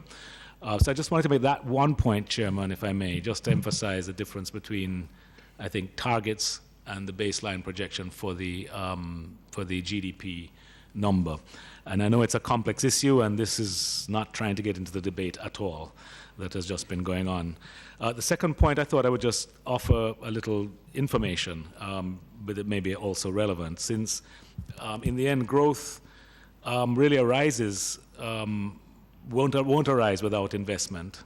And so the investments are important. And a member of the committee did just speak a little bit, I think, a moment ago about the capital budget and making sure that that is actually being met. That's an important contributor as an investment. But I would just comment, Chairman, on the private sector side of investing, which is a number I think, well, we watch very carefully, and I think that gives us an idea of what kind of growth we may expect. It is not a one-for-one thing, but we want to be sure that the investment, the rate of investment is actually happening. In quantitative terms, we can look at the foreign direct investment number that gives us an idea of foreign investment, a certain type of foreign investment. Those remain pretty healthy at between 5 and 6% of GDP. Those numbers have been in that range for a few years now, and one would hope through these various projects that you see the numbers step up. The other number I think that we can look at that may be helpful to the committee is to look at the growth of private sector credit in the domestic economy, a kind of proxy for domestic investment. In terms of those numbers, we are seeing a growth. The numbers I have are to June. The 12-month growth to June of private sector credit to by the deposit-taking institutions is 14.1%, and we've started to include a number reflecting the bond financing, which is not provided by the banks, but is provided to corporates, to the business sector, and those expanded by 11.3% in the 12 months to June. Putting them together, the stock of private sector credit to GDP, adding those two categories together at June was 38.3%, and that's up from 36.8% a year earlier. And just a point here to recognize, and I think the committee members would have long been aware of this. Jamaica has a very low level of private sector credit to GDP set by the historical conditions, down in the 20s in terms of the deposit-taking institutions' credit to GDP. So it's without that growing and growing on a steady, substantial basis, it'll be difficult to envision the kind of growth that is being debated. So I just mentioned those as just some information that to contribute to the discussion. Thank you, Chairman. Thank you. Dr. Henry, before Member Jackson's intervention, there was a point that I had made, and I still need some clarity. And I take what the governor said. He said these are not targets but projections. A bit of semantics in a sense. One would hope that, yes. And secondly, I'm sure that the Planning Institute takes all those issues into their plans of private sector credit and FDI, etc. Therefore, it is even more troubling to me if not the main target that we're looking at, we're all looking as a country at economic growth. Last year, your target was 3.2% for the year 1920. This year, you have revised it down to 2.3. That is a 30% decrease in the total amount, a 30% decrease. Now, the point is this. It means that we're going in the wrong direction. We wanted to go from 2.5 in 5 years up to 5, but we're moving downwards in the number. Could you tell us why, and if the things that are moving downwards are being corrected? Because we seem to be going in the wrong direction, and the question is, when are we going to turn it around? And which is really the concern that we have, that we're hearing the things, but they're not being matched by the figures that are placed in front of us. So thank you, Chair. Again, so not to be repetitive, so we... No, but yeah. The point is that there is a 30... What you informs, agree that you're gone from 3% to 2%. Projected growth in 3 years' time.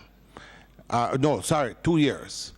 The question is, you have had to revise it that much downwards. There must be a reason for that.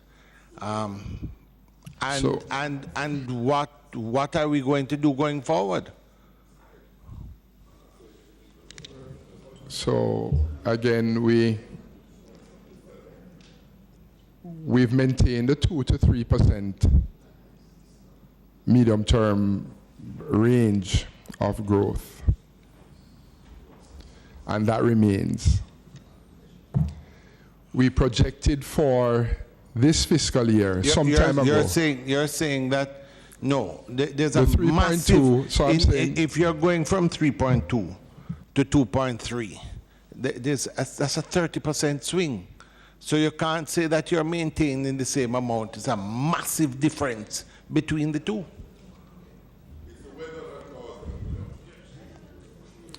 Right, so If you're asking what informs a downward revision in our projection. That magnitude, In our projection. So two things would inform a downward revision. And again, I've said we've maintained the 2 to 3% band.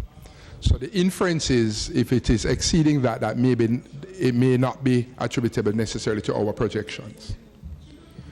But two things that informed. One was that it was projected, it was anticipated of a build-out in terms of resumption and build-out of production in the bauxite and mining industry. That has not materialized as was initially anticipated by both the players themselves and us as monitoring the space economically. And their challenge had been, what no one saw was the type of equipment they were using. It was, you would understand, outdated, older equipment. So even while we interfaced with them and got information to inform our projection, after we reported to the country based on that information, shortly after that they had shut down of all operations because of the equipment that went down the boiler. And so we had to now revise. So a lot of that is an anticipated build-out that's slower than anticipated. We have to now revise what we initially thought. Two is that you'll understand that while adverse weather is a constant risk, it feeds into our projections as episodes may occur.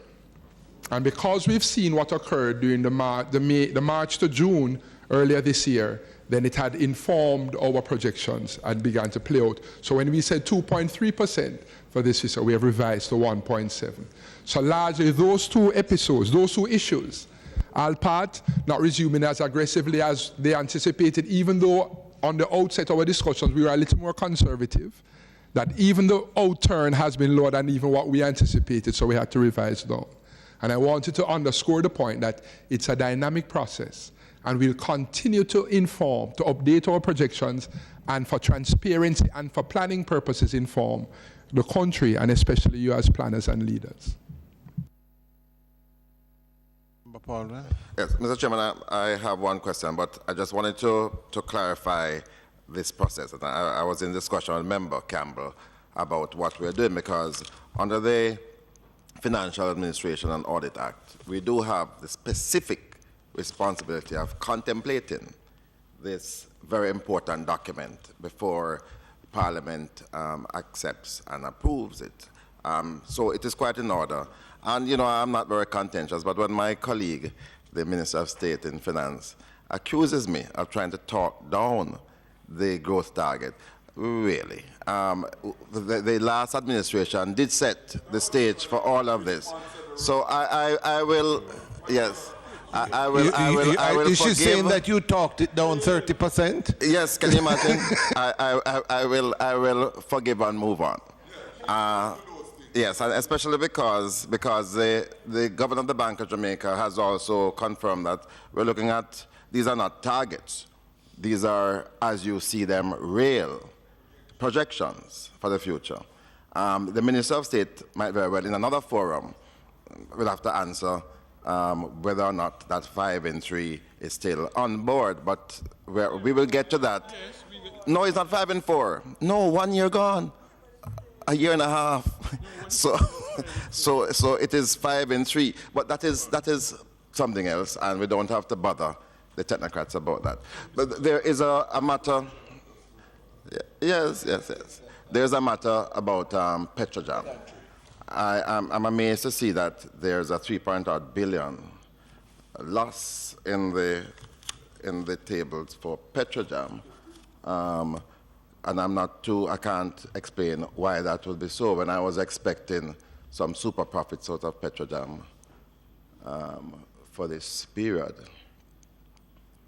So, yes. Okay, I'm just going to ask Mrs. Cheryl James to address the Petrojam response. So Petrojam, good morning, everybody. So Petrojam, good afternoon, everybody. So Petrojam had some issues during the first quarter, in particular because they had expected to they had expected some amounts from PDVSA, and rather than getting the flows from PDVSA, they had to go out to the market and get higher cost for the product. And so that's one of the major reasons why. Yes, but the pricing arrangement for Petrojam takes that into account. And indeed, PDVSA has not been able to supply Petrojam for some time. And when they go out to the market, they still use the WTI pricing formula. So at all times, Petrojam ought to be protected, especially as they envisage that PDVSA is not going to be able to supply them. So I can't imagine how you could incur such a loss and what is going to happen for the remainder of the period. I was expecting super profits out of Petrojam this year, especially as they took advantage of the period when the hurricane came, Harvey, and affected the refineries in the Gulf states. Those refineries have no bearing on our operations here. So I know that you're going to make super profits there. In fact, for the last 3 weeks, you're going to make super profits. So probably you could tell us when next you come what is happening, what has happened in the other quarter. But I can't imagine Petrojam will be making losses during this period. But let me ask you though, I'm sorry, when you say super profits, what are you referring to? Because based on what I'm seeing, their current balance was about $4 billion over the budget. I know they were their overall balance would have been affected, yes. Would have been affected because as you go down the line, because let us not confuse cash flow with profits, because the overall balance shows some cash flow situation, and what I explained earlier related mainly to the cash flow. But if it is that you're looking at the operating balance, they would have performed much better than they had anticipated. No, the only time Petrojam is to make a loss is if they have inventories purchased at a high price and the market falls to a lower price. That's the only time we should see any losses, and that has not happened in about 2.5 years. So we are not supposed to see losses at Petrojam during this period. So I will probe that otherwise. Right, because I'm not seeing the losses that you're referring to. Well, the 3.8 billion, what is that then? Which is what I was explaining earlier. It relates to cash flow. And remember, the overall balance speaks to cash flow and not profits. What I'm seeing is a current balance, which is the profit, which is higher than anticipated. It's about four. Let me just make sure I have that. About 12 billion in terms of an operating or current balance, which is a better indicator of the.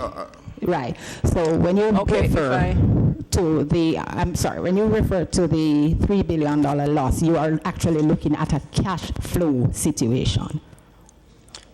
It's not a loss. It's not against what would have been expected. Right. All right. If I may, members, are we finished with the Petrojam? Okay. Governor, just a question. You made a point about the devaluation that is now moving up and down, and you spoke about a new mechanism. Fix it. Is that the acronym, or is it B fix it? B fix it. B fix it. Okay. What's the B? Bank of Jamaica. Okay. All right. B fix it.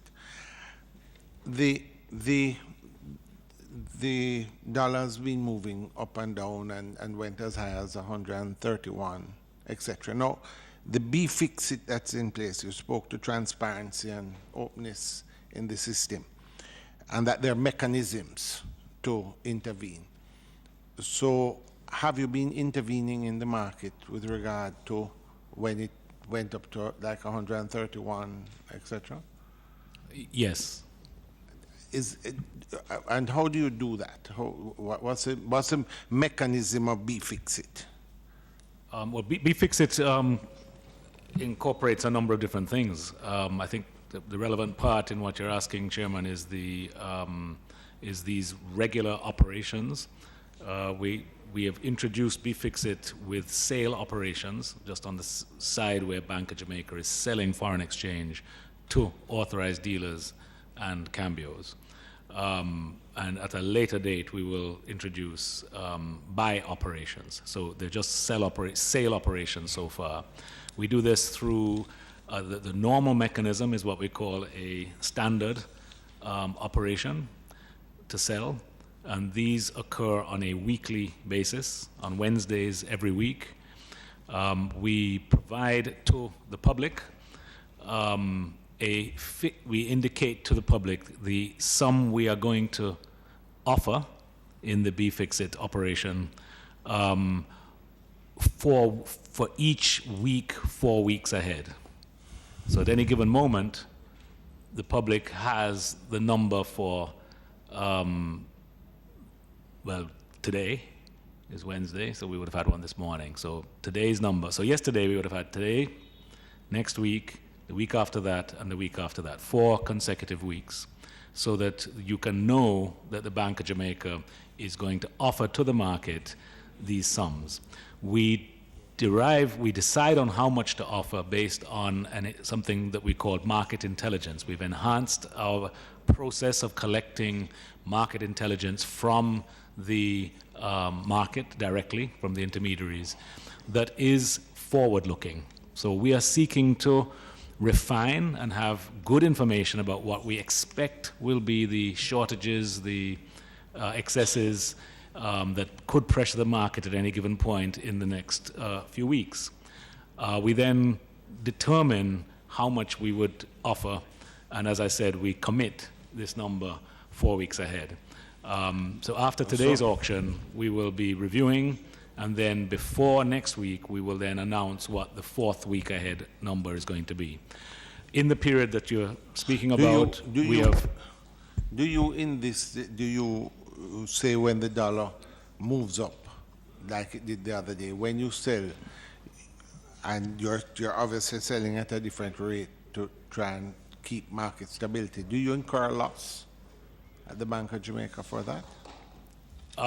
We generally make profits on foreign exchange operations. So I should stress that our objective, and we don't operate from a profit motive, just to be very clear. It's always driven by policy. But the way we operate, the structures we put in place, we would have a significant problem and probably be answering questions here if we routinely lost on foreign exchange trading or any operation. So, and certainly in that period, I can say that we,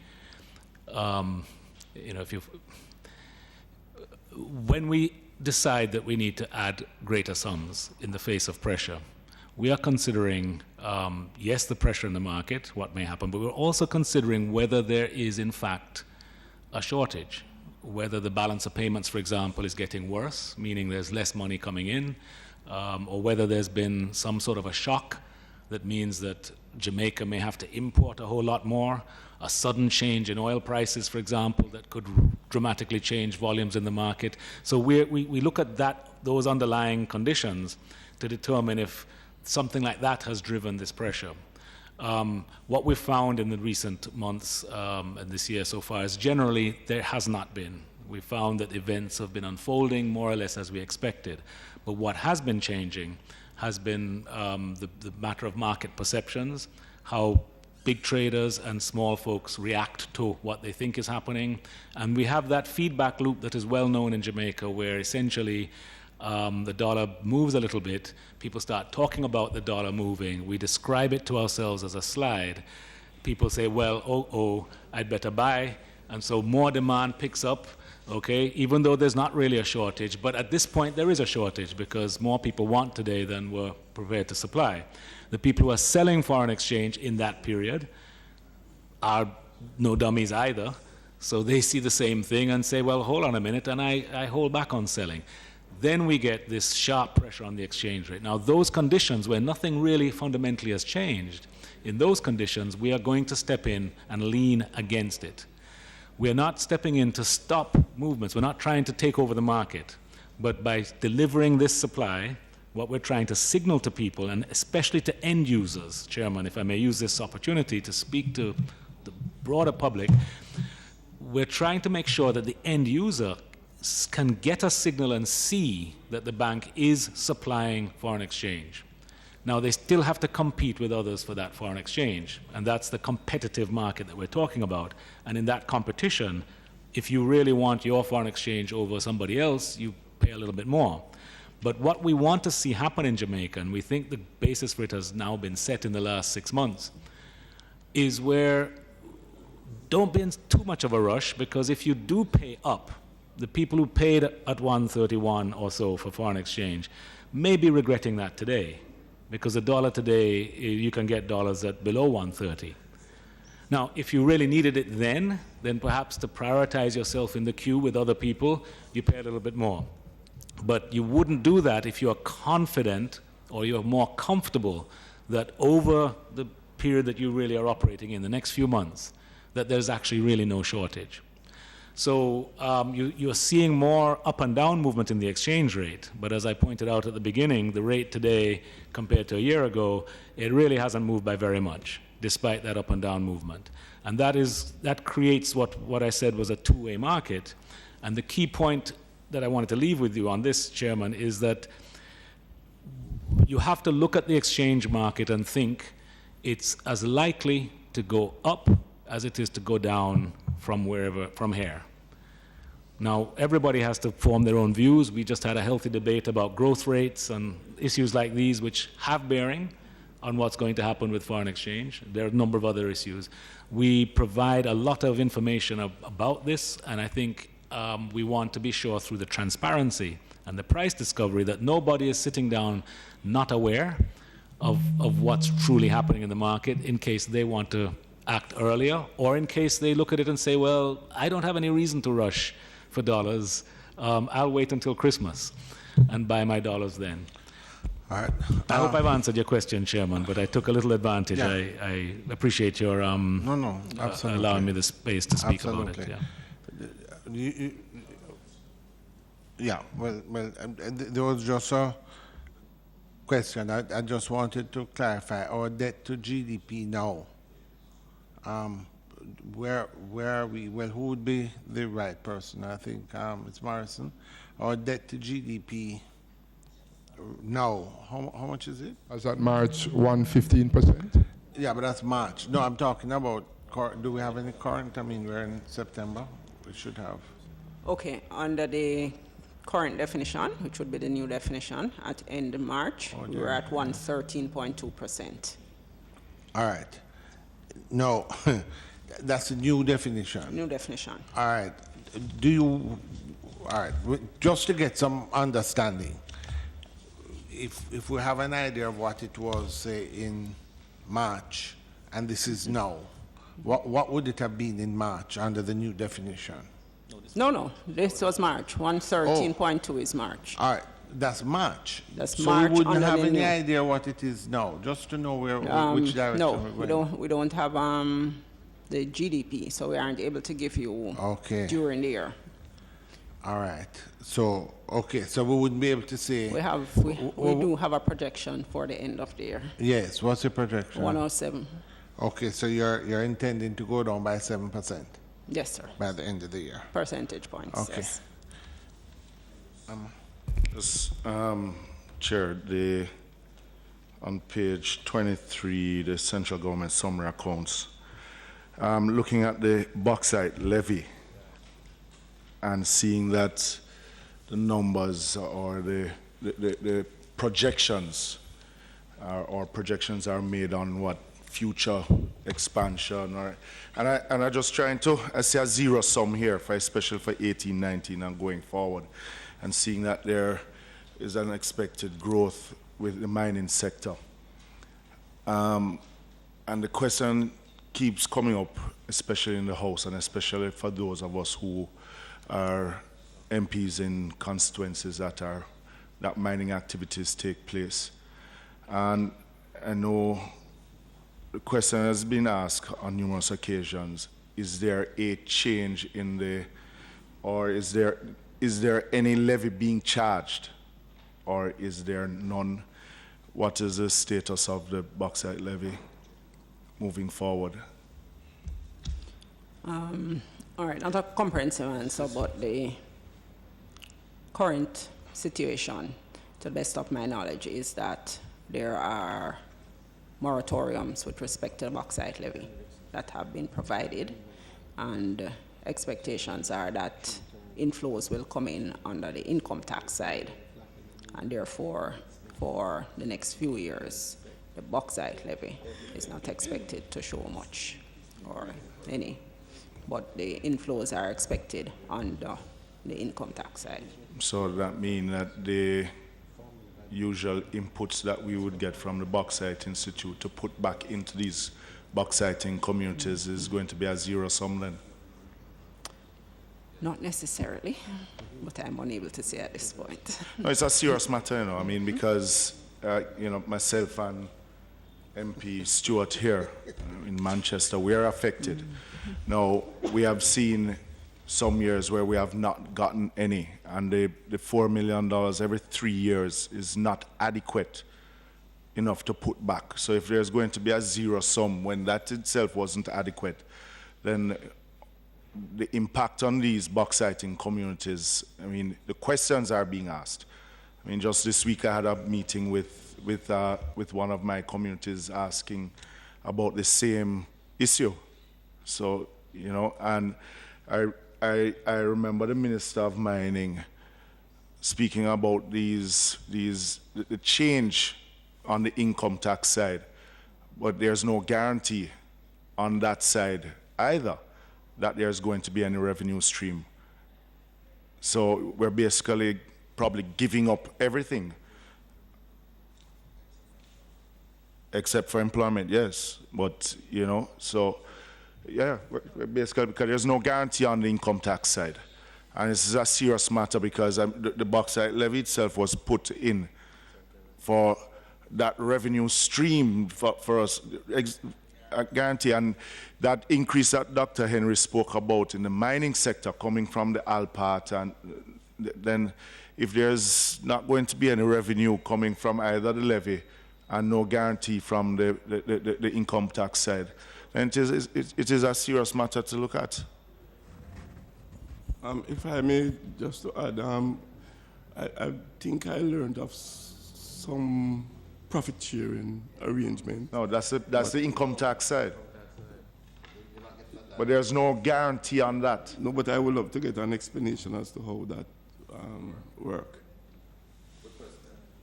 Okay, we would have to provide that at a later date. Well, we certainly, and I think members at the ministry, today we were to have seen transport and mining, and maybe it's an area we could delve in at the next meeting with mining. But I think Member Phillips' basic point is this, in just a projection of growth that we're looking at, predicated on a number of factors, the services, manufacturing, and a major part of it would be mining, and the extent to which now we're forfeiting what were the steady inflows from mining. It must make your job, Dr. Henry, very difficult in projecting what revenues you would get from bauxite in years to come, because it's not as defined as it was when the levy was in place for certain parts of it. Is that capturing what? Do you have any comments on that? Just my job is generally very difficult.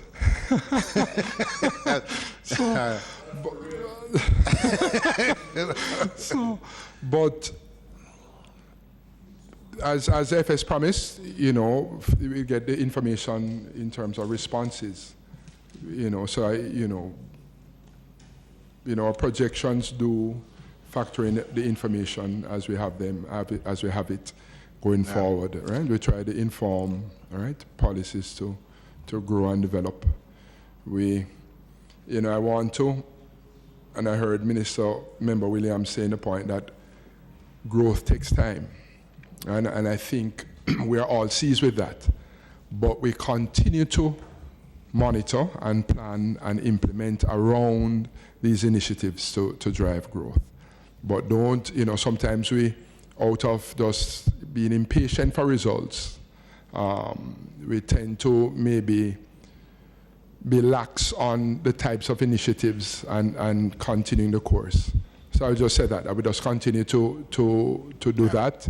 The good news is we are generally agreed on the initiatives that we undertake. I have member Stuart, just for clarity, Dr. Henry, you had said we had a 0.1% decline in the first quarter of this year. When was the last? We have had, this is the first decline. When have we had a decline? Which other declines have we had? The first since 2014. This is the first decline that we have had in growth since 2014. Mm-hmm. All right, thank you. Member? Chairman, just following up on the bauxite levy and supporting Member Phillips's point, I had a top-level meeting on Thursday at Jamaica to discuss some of the issues as related to the removal of the bauxite levy.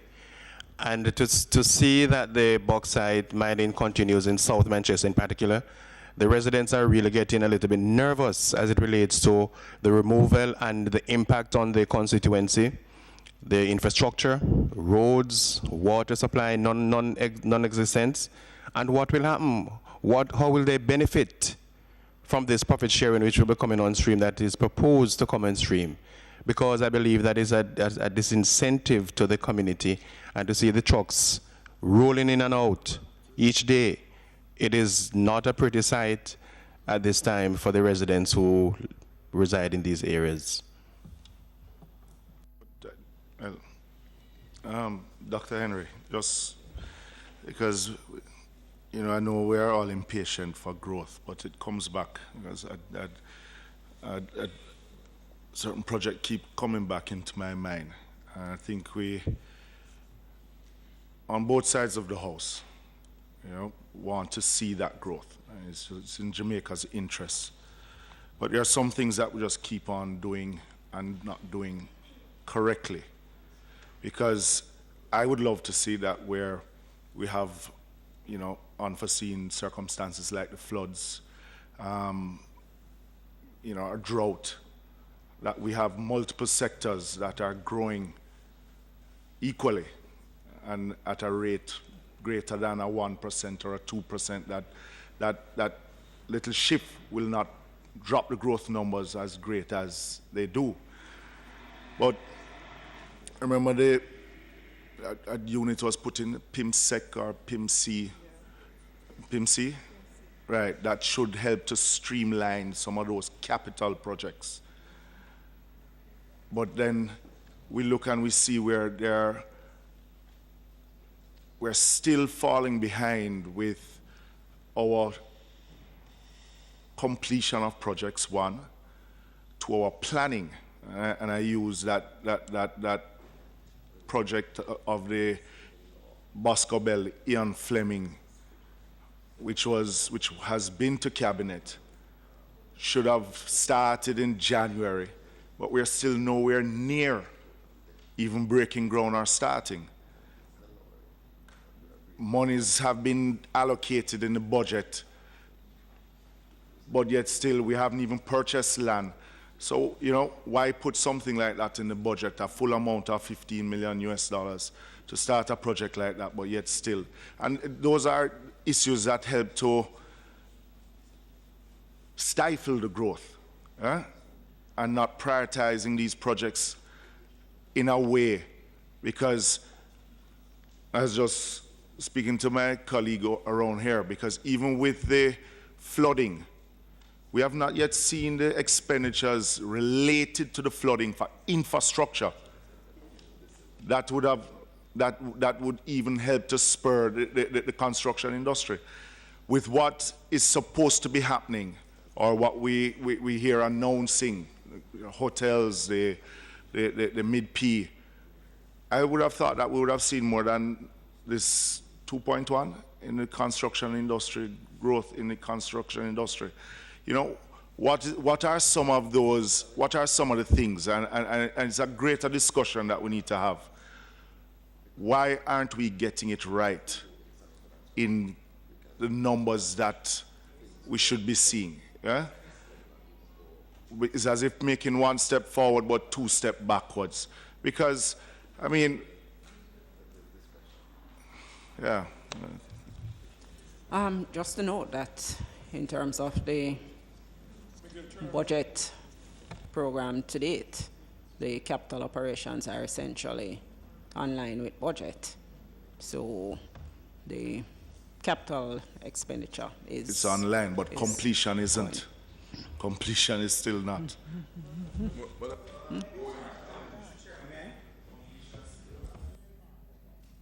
Are you finished?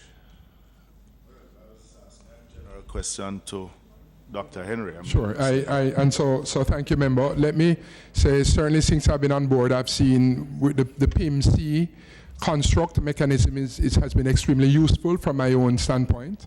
As a public investment management committee, through the vetting of projects, that the capacity building around preparation of projects and the throughput. We heard a report to Cabinet just in terms of the overall performance and the flow and their own impatience of wanting to do even better.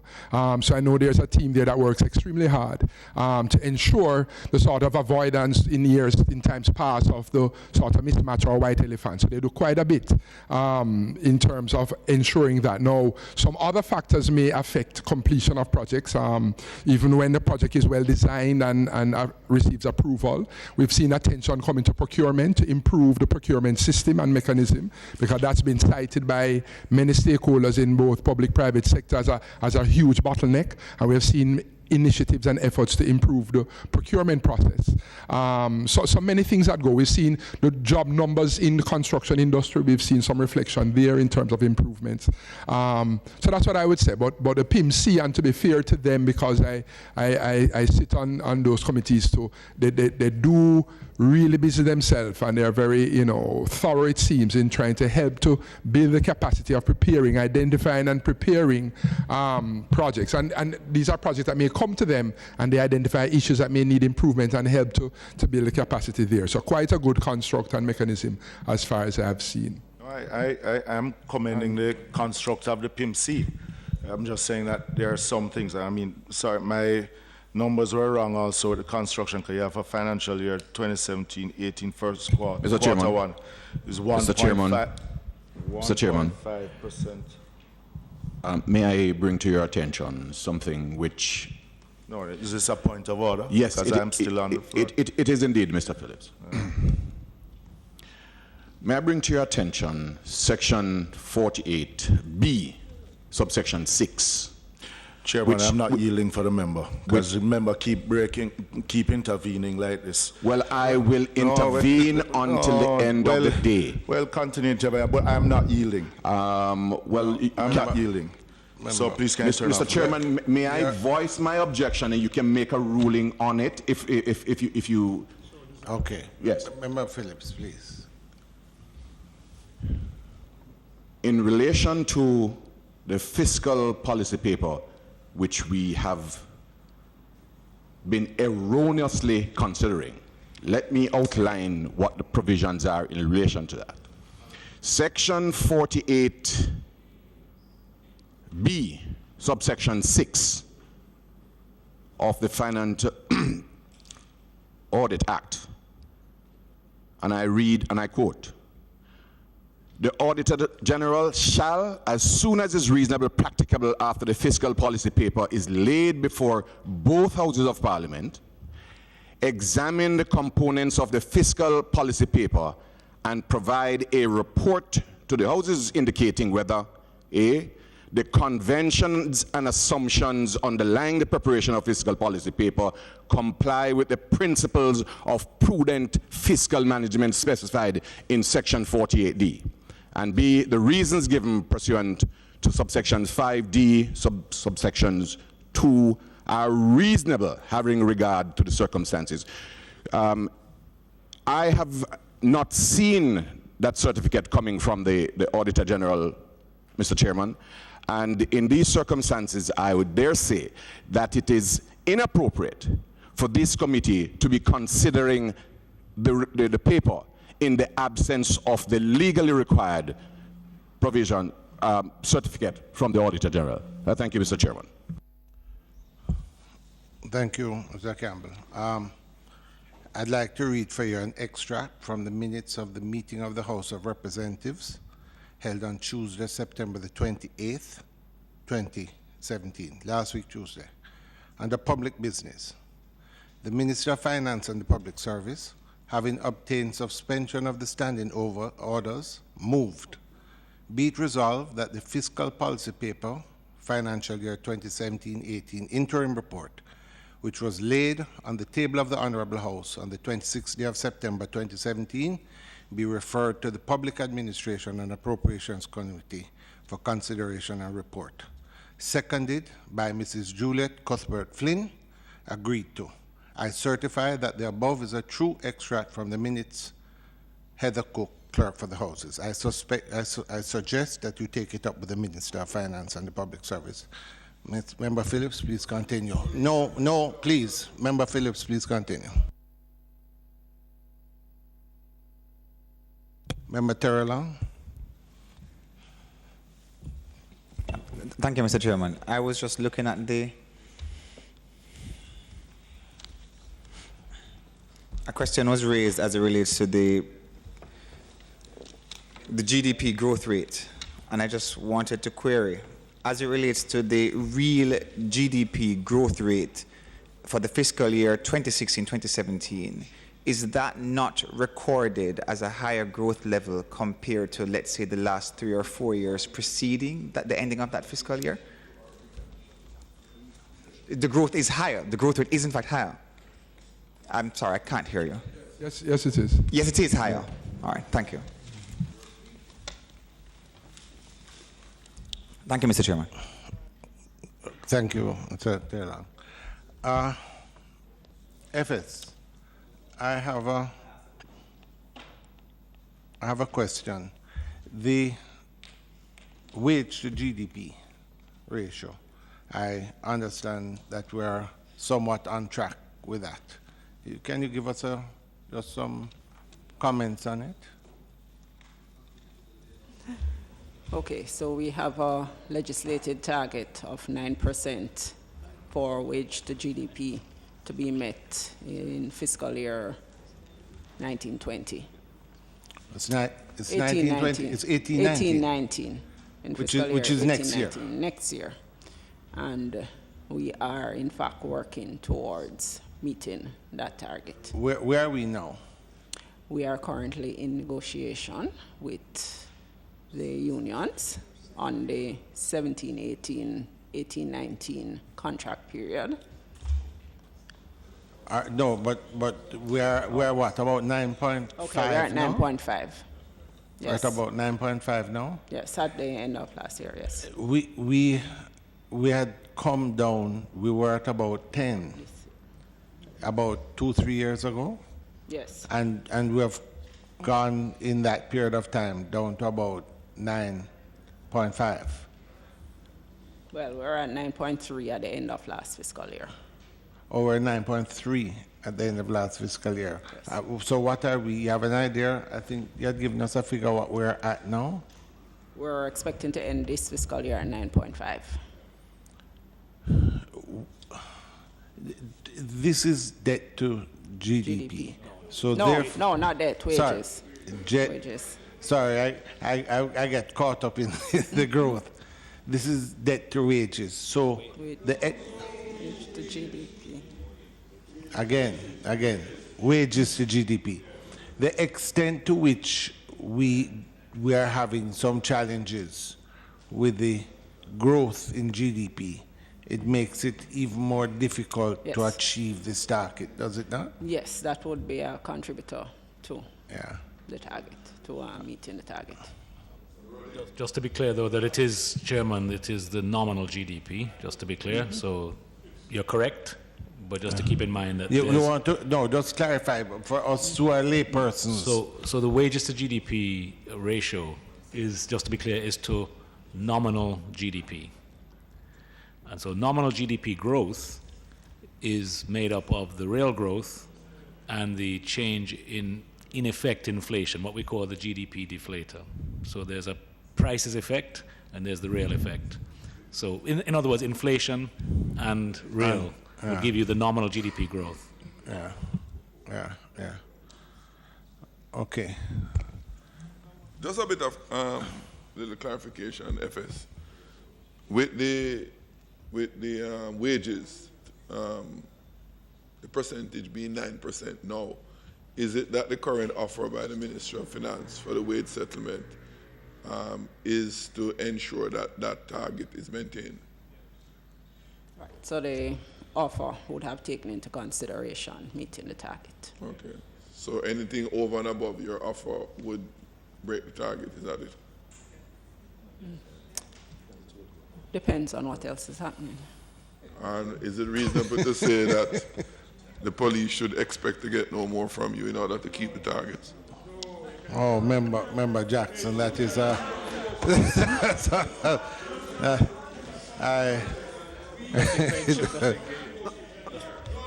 no, absolutely. With due respect, No, I was merely making an inquiry. I did not make a claim. Mr. Chair, I don't know why my colleagues are about to cut my head off for just making an innocent inquiry. I've ruled that you don't need to go much further. I have protected you already. I don't know why you we know that you are integral to the discussions and the negotiations, and you're absolutely correct. This is not the time nor the place. Yes, thank you, Chairman. Through you to the Governor, there has been a massive jump in the NIR in recent times. What would you say would have contributed towards this? I think the main contributor overall is that removal of current account deficits from pressuring the exchange rate. Bottom line is the net cash flow coming into Jamaica is much healthier over the last 2 years than it has been, I think, in decades. I can make the point that I can make the point, having been helped. I think that's good assistance. The fact is that underpinning an improved current account deficit of the balance of payments is the improved fiscal performance. It's absolutely central, and we have to be quite clear. I think I've said it before, but it bears repeating, Chairman, that the fiscal performance has been and continues to be the anchor for the improved macroeconomic stability, which is leading, with a bit of a lag, but it's leading now to this steadier exchange environment that we talked about a little earlier, 1% movement of the exchange rate, not 7 or 8. It has led to, and is part of the enhancement of the perception of the conditions in Jamaica that then allow those who have to take risk in terms of private investment to feel more confident to take that risk. And the job creation that Dr. Henry spoke about in his presentation that has been going on now for getting on to 2 years. We're seeing greater job creation, and that's coming about as a result of these improvements. The debate is how to accelerate that, but Chairman, at the end of the day, those are the realities on the ground that we are anxious to improve. Based on the platform on which it was laid over the past 4 years. That's part of what we. Yes. Indeed. Indeed. Just wanted to clarify. Just to highlight, I think, the importance of continuity within the context of a strong institutional framework. That I believe this committee's examination of the FPP interim paper is an example of the institutional framework that we have improved, that is creating a greater stability and greater continuity of policy. I think this is worth recognizing, and recognizing that we have more to do with reform of this nature. But these answer the question, Chair. if we move away from the 5 and 4 point, which is about accelerating growth through investment and all sorts of additional actions, but if we recognize that by reforming Jamaica's environment, some difficult reforms, you can steadily, incrementally increase this baseline growth performance. And then you will always have the extras that come from projects and dynamic additional transactions and so forth, but we want the baseline to keep going up in increments.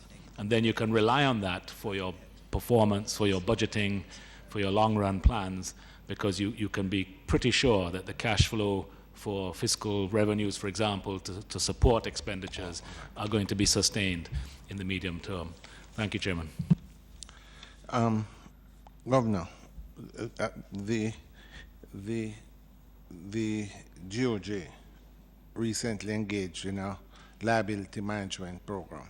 I think you alluded to it, with the foreign lenders to exchange some of the high interest bonds to lower interest bonds. Could you tell us what is the total value of the bonds that were exchanged and the value of the new bonds that were issued? Should it not be about the same? Or? Chairman, I think that is a question that the FS and the team will answer. But I just want to add, you mentioned the liability management program, the international one.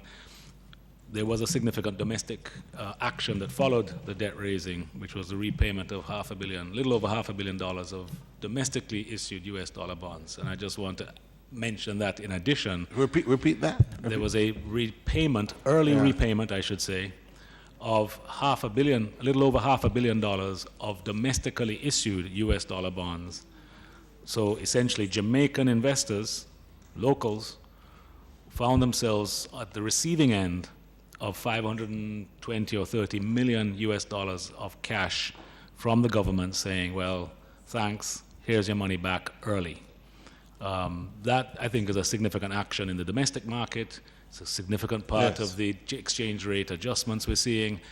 Interestingly, not seemingly but if all that money came into the market, it kind of is counter to the sort of upward fluctuation. Thank you, Chairman. The point I was going to make that knowing this was coming, because it wasn't a surprise last week or the week before, there was a call notice a month early. It's interesting that the participants, stakeholders in the market, didn't seem to see fit to communicate that quite so clearly to all the stakeholders. I mentioned transparency earlier. So what happened is that you saw a perception of dollar under pressure sliding, and you saw that spike. Who profited from that? Because in the end, the main stakeholders in the market, the key financial entities and others, all knew about the $500 million. It's not a secret. The $500 million hit, and based on other transactions in the capital market as well that were signaled earlier, you saw a tremendous adjustment that you've just seen in the last week. We have a market that has functioned without full information being passed through to end users at all times, and that has allowed panics and suspicions of fears. BFIX-IT is going to fix it. BFIX-IT is a part of the answer. It's a part of the answer, but it can still be, if we're not careful, we have to watch for it not to be abused by participants with sufficient resources or interest, or let me not suggest anything necessarily malicious, but just people acting in their own affairs, but acting in self-interest. Groups that have the power may drive a change. And in addition, we have to, I think, work hard, and I think we have a lot to do at the BOJ with that. It's for us to do, but it's not only us, to communicate about these realities over the noise and habits of dollar slide cartoons and things that just, it's easy to write it because it was always true, over the previous few years. It's not true anymore, and we need to work at communicating why not. But your question is not quite answered since it's an LMP question. So FS, I think he has passed it over to you. Okay, sorry. We redeemed 145 million US from the external market. We also redeemed 526 million on the domestic market. We issued 869 million in the international capital market. Those three pieces. Could you repeat that? You issued how much in the external market? 869 billion in bonds. Yes. The you issue. Issued. The right. issue. How much? 869 million US, sorry. We redeemed on the external market 145 million US. 145 million US. That's on the what? On the external market. And we redeemed on the domestic market 526 million. US. On the internal. Right. So you retired 671. 671. But you issued 869. However. So it's about 190 million difference? Yes, on those straight. But when we take into consideration the variation in prices, the overall transaction actually resulted in a reduction in our debt stock by about 44 million. About 44 million. I'm a little confused, I must tell you. I don't know. I'm a little confused. Okay. The reduction comes about because when we redeemed on the external market, we redeem at close to the market rates, not at par. We redeem close to the market rates. When we also issued, what we did was a reissue, which was also not at the par, but at premiums. And those differences facilitated us actually reducing the debt stock. Yeah, but what you have here is that you redeemed 671 million. Right. And you issued 869. That's about 200 million difference. In terms of you issuing. In other words, you should have gotten 200 million difference.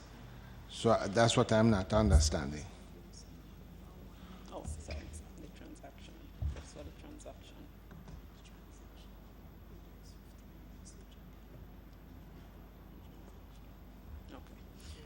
Okay, so just the liability management part of the transaction would have led to a reduction. We did have a program in the budget to issue debt. Okay. So a part of the overall transaction was the issue of the debt we needed, the new debt we needed to pick up. But we also did this liability management transaction. So you would have increased, you got, let me try. I'm saying you redeemed 670. Yeah. You issued 800 and call it 70. So what I'm saying is that your debt has increased by 200 million. Yes. Right. So exactly, that was the point I was trying to make. From just this.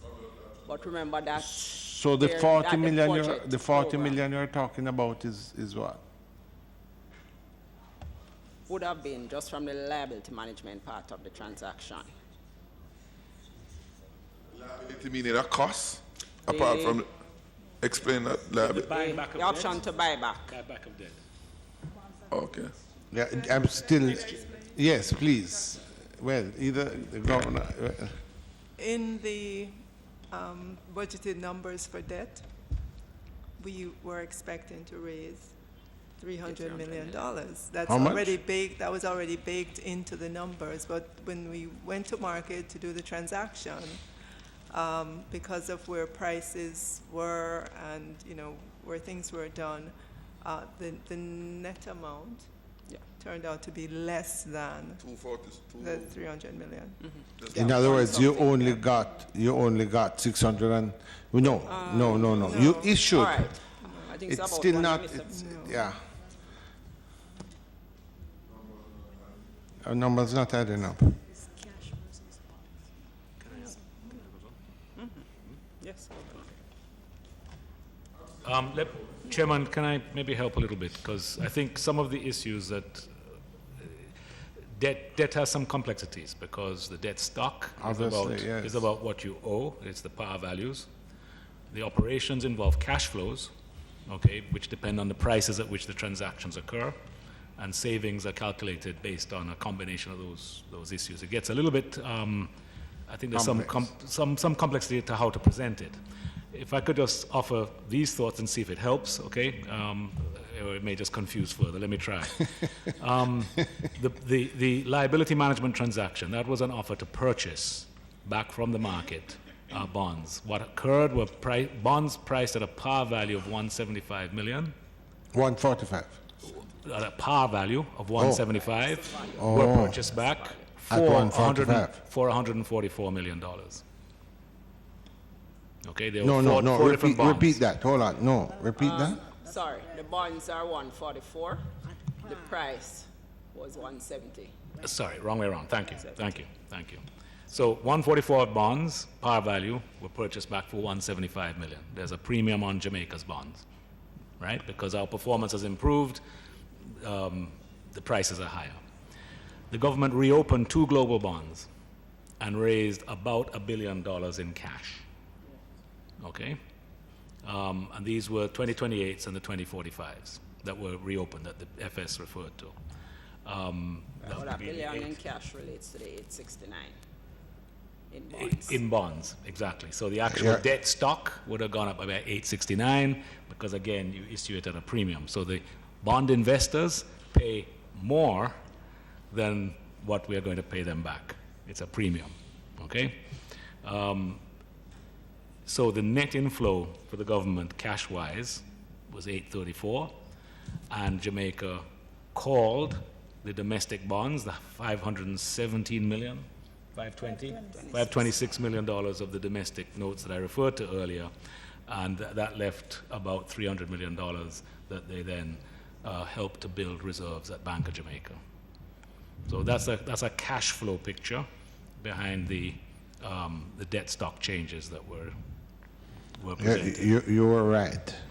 You did confuse us a little more. But I just want to stress, a different set of figures. But I understand that maybe it arises from the fact that Jamaica's bonds trade at a premium because Jamaica's yields, Jamaica's performance has improved over the years. So any existing bond that has a coupon of, let's say, coupon being the interest payment of 10%, let's say, but in this case, let's use a real one, 7.875 was a coupon on the 2045s. You're going to buy it back. That was issued at a yield of 6.45 yield, meaning that there was the bondholder who bought that bond paid Jamaica more than $100 to get $100 of debt back.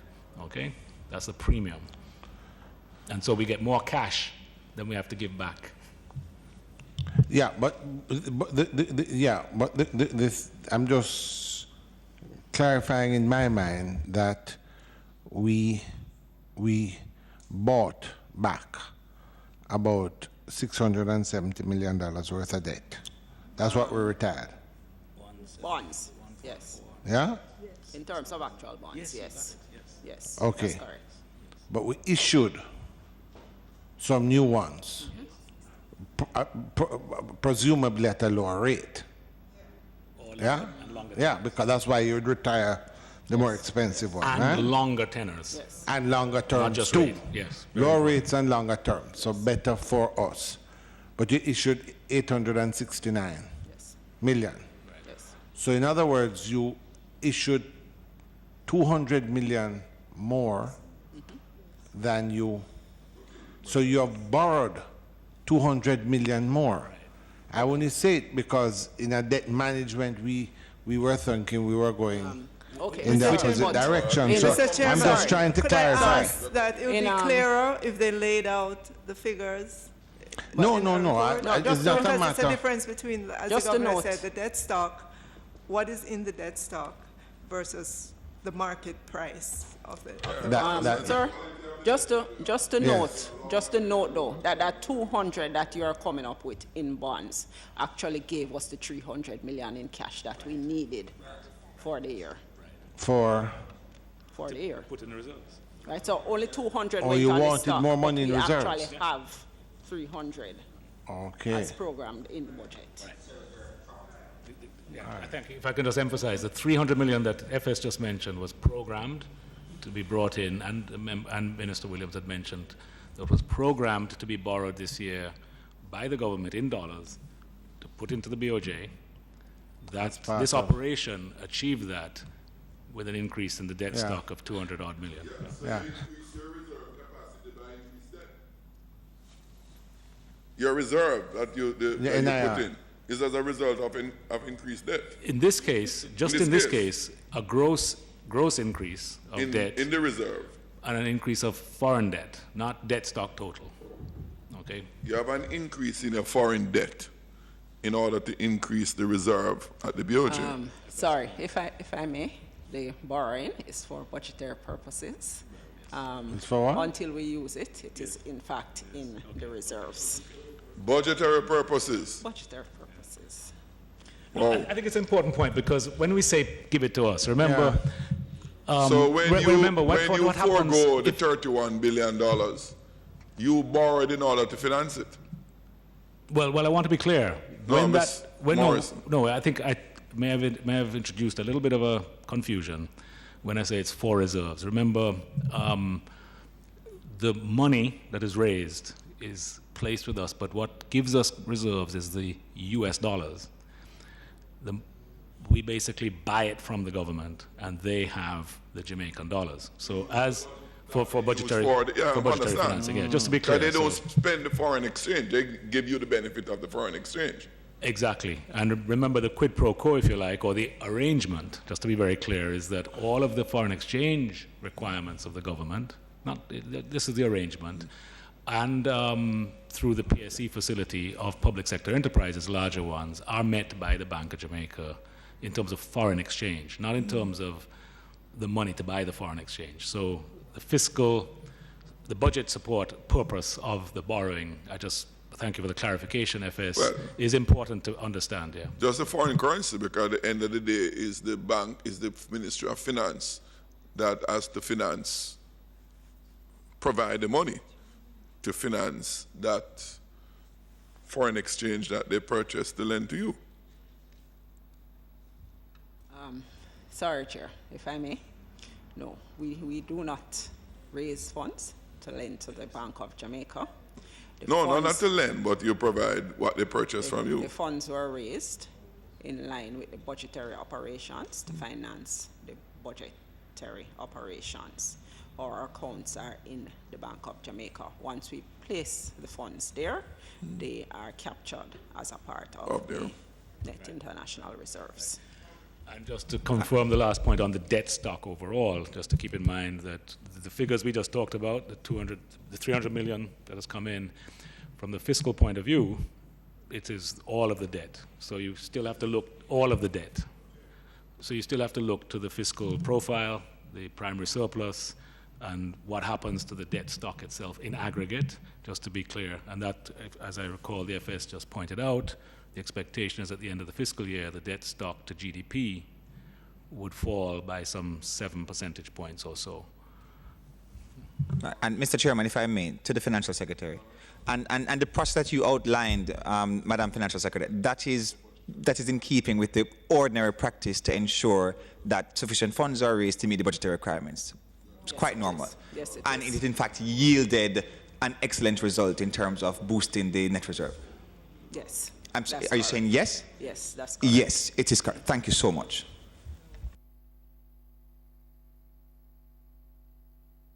All right, members. I don't know if there are any further questions. I can see Member Spencer chomping at the bit. Chairman, I do have one question, Yes. but it just relates to the brief, and I don't know if you want to take it separately then in this meeting. To which brief? Brief that we get. Oh, all right. So, Well, we're about to close. Well, let me on.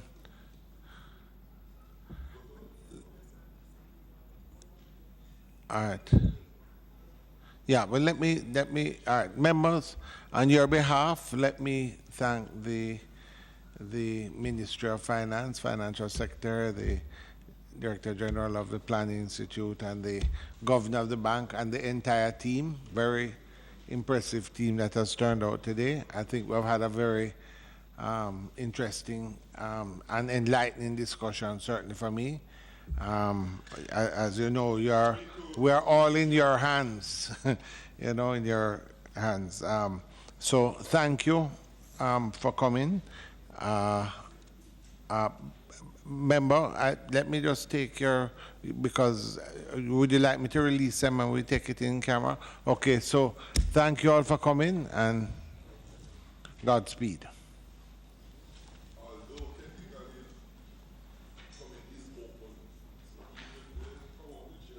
I know, but I'm loath to deny Member Williams anything. So any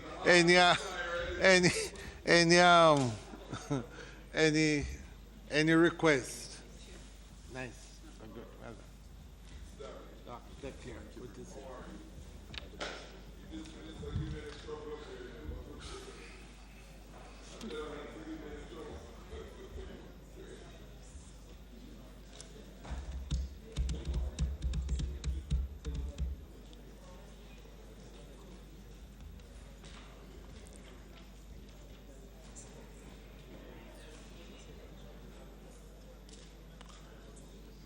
Yes.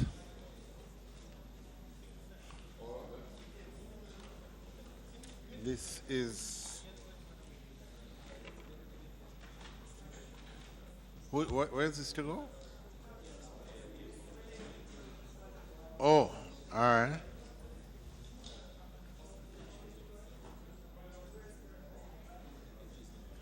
Yes. Yes. What's about? okay. Yes. All right, so, Mr. Chairman, on page 3 of the brief, yes, underlined is the following of significance. Wait 1 second. Are you seeing it, the brief? Take a look at the brief. I'm inundated with paper. Just give me 1 second, All right. please. Of the brief. Mm-hmm. You had lent me the brief. It's somewhere. All right, page 3 of the brief. Yes. All right. That underlined portion of it, I'm asking for that to be withdrawn and to be correctly stated. As it is right now, it is incorrect. And and it shows really just a lack of understanding of how the primary balance is calculated. And I want to say that in the handout that I gave around, at the bottom of it, in handwriting, you will see how the balance is calculated. It has nothing to do with loan receipts at all. So the primary balance takes the tax revenues and grants of $213.0662 billion. It subtracts out of that programs of $68.1646 billion. It subtracts. So, what is amount you subtract out? Where's that? Which line is that? Programs. Yeah, well, I don't understand. Yeah, 68. Yeah. Huh?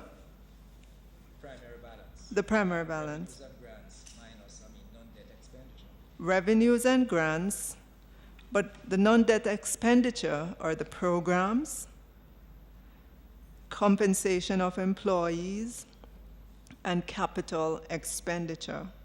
And that will leave the $52 billion at the bottom where it says primary balance. All right? So that's how you arrive at the primary balance. It has nothing to do with loan receipts, whether they exceed budgetary targets or not. And loan receipts do not contribute to achieving the primary balance. That is just incorrect technically, because the definition of your primary balance is your revenues and grants less your non-interest expense. So I'd like, for the record, for that underlined paragraph to be taken out and corrected. It is totally wrong and gives a very, very wrong picture of the primary balance. It's a technical question. Yeah, I would. So we need to, our colleague, almost a comrade to my right, is making a claim, a technical claim. I think the appropriate thing is for Mr.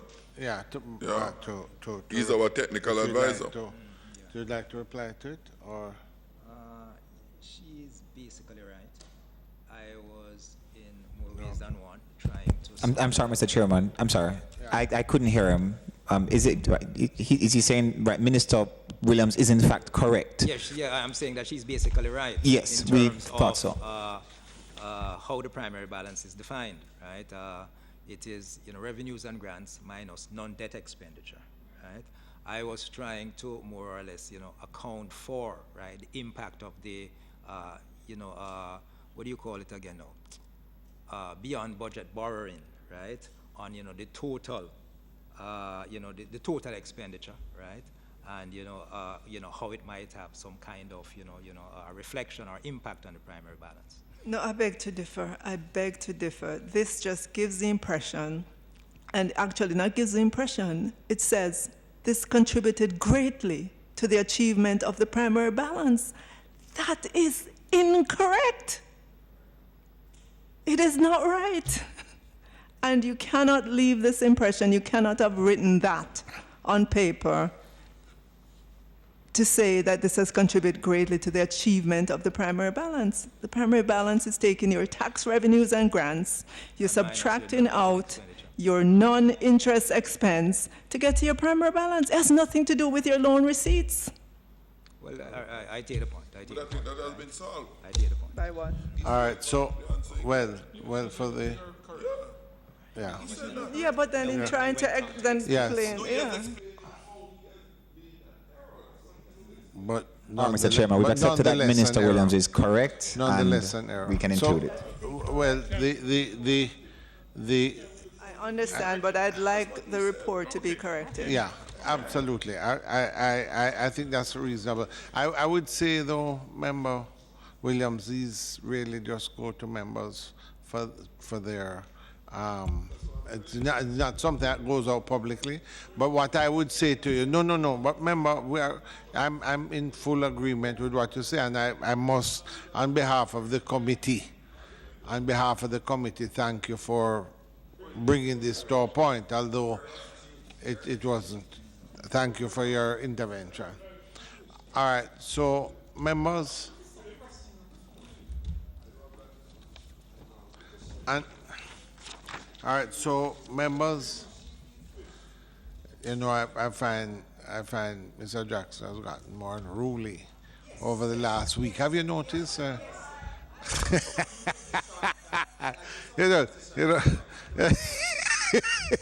right, so members, we are, based on the time today, we're going to have to invite the Minister of Transport and Mining next week. Member Phillips will chair the meeting for me.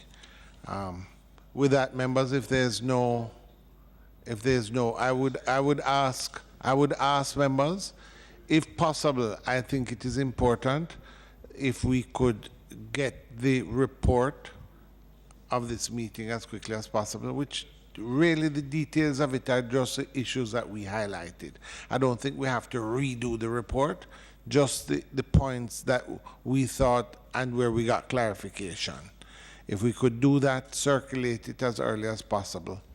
As I said, I'm online, so we will be able to do what we can, but so that if possible we can table it in the House, because I'm not certain. It may be that Minister Shaw is going to debate it. I don't know, you might have some insight next week or certainly the week after. So we don't want to be the cause for any delay. So we'll send it out to members, and members, if there are any concerns, we can clarify those and to the clerk and circulate it next week.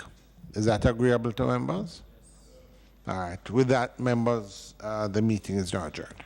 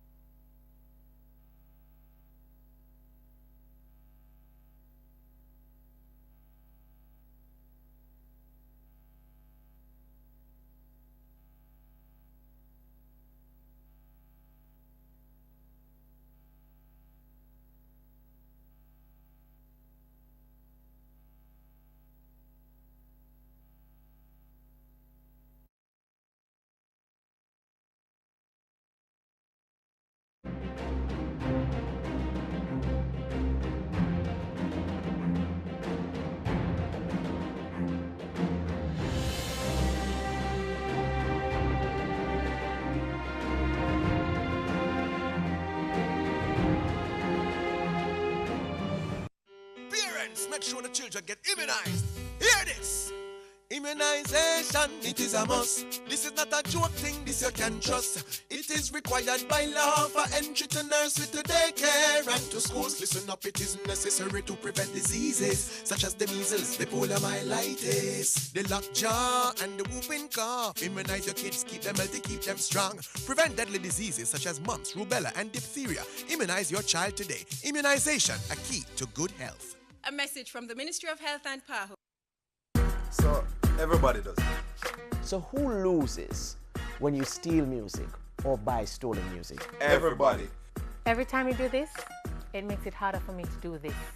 You're stealing from all of us in the music industry. You're stealing our culture and you're stealing from our country. You're stealing from yourself. Enjoy the music, of course. But buy the music so we don't lose the music. Rid Jamaica of piracy. Jamaica, have to protect the life where we live, so you know, say we have to think smart. Joe! Well, this is Chino, and we need to talk to the youth them. Be careful, your friend them.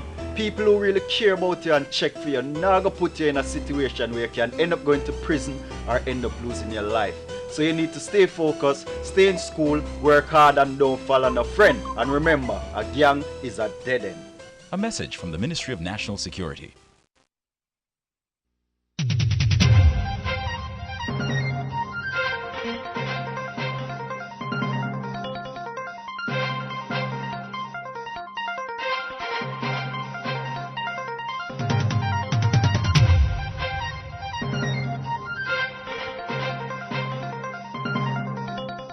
It's Wednesday, October 4. This is the news on a PBCJ. I'm Carol Francis.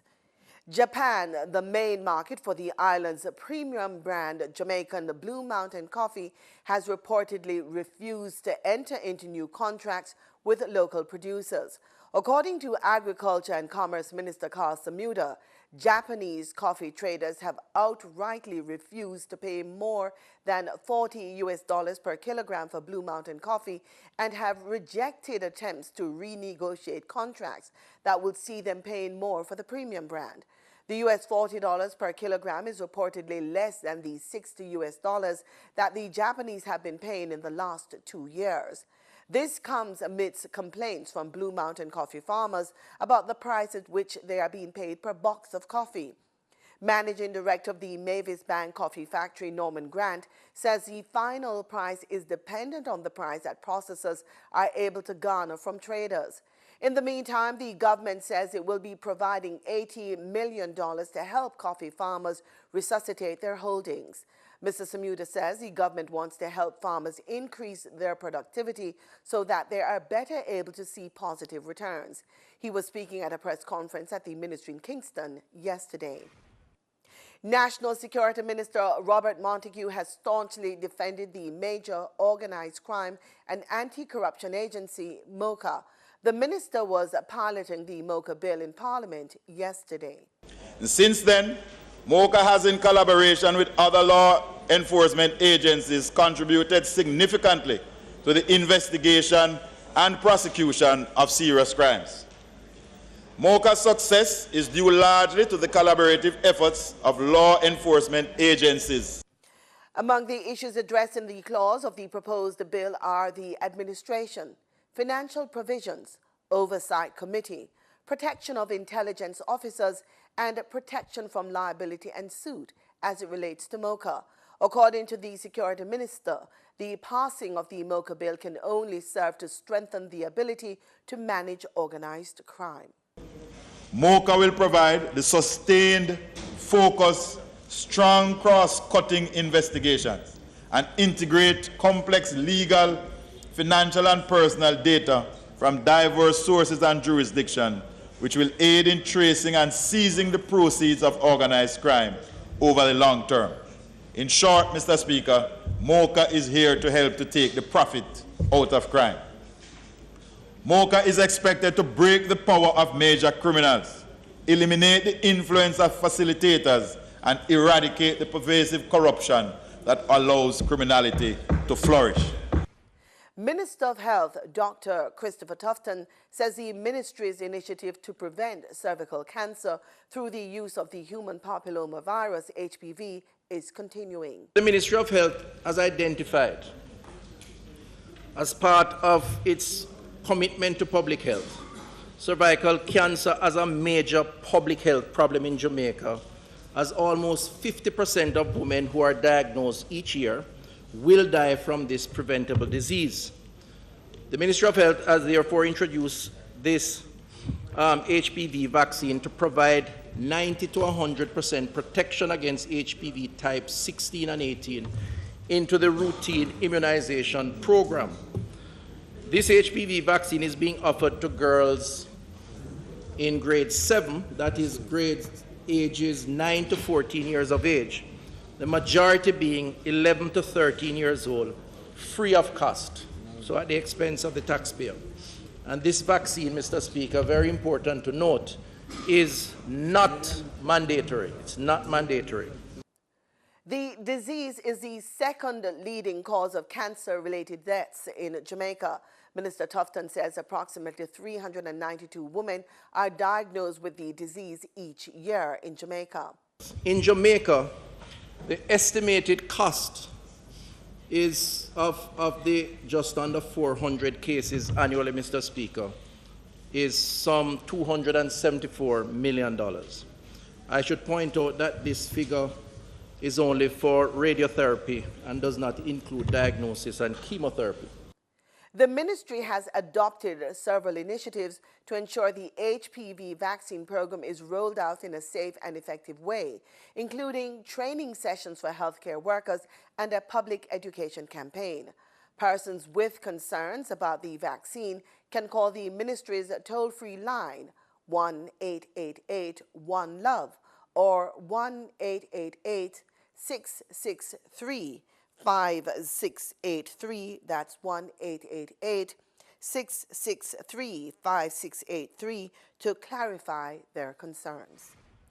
Governor General Sir Patrick Allen has proclaimed October 10 as World Mental Health Day under the international theme, Mental Health in the Workplace. The Governor General read the proclamation during a ceremony at King's House. The day will form part of activities to mark Mental Health Week to be observed starting October 8. The Governor General, in his address, urged Jamaicans to participate in the slate of activities scheduled to be held across the country on that day. And we go to news from the region. The EC dollar remains strong despite the impact of Hurricanes Irma and Maria on some Caribbean islands. That's the word of the governor of the Eastern Caribbean Central Bank. According to him, the biggest threats are global warming and climate change, issues that will be highlighted when officials attend the upcoming annual meeting of the International Monetary Fund and the World Bank in Washington.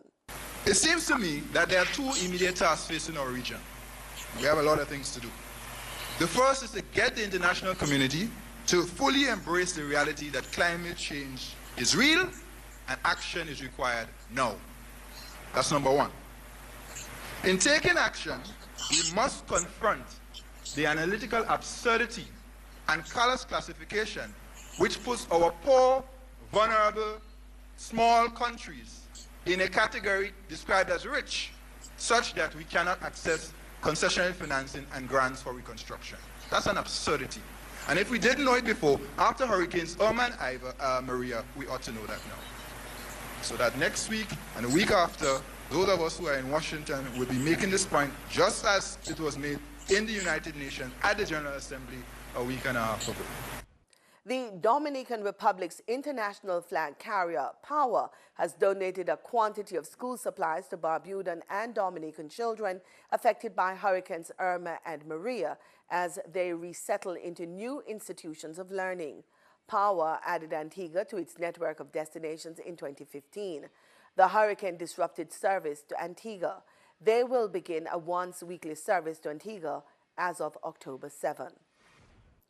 The official opening of the Basic Sciences facility of the American University in Barbados took place last weekend.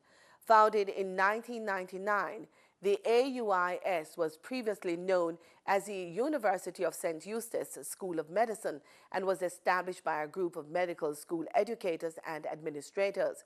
In 2013, the school came under new ownership and management. A decision was then taken to move the university to Barbados. At that time, plans were disclosed to deploy a patented medical information technology device called the Clinical Activity Rotation Log, or CARL. The device contains the templates for state-of-the-art training programs that encompass traditional Western medicine as well as the proven aspects of complementary and alternative medicine, now called CAM.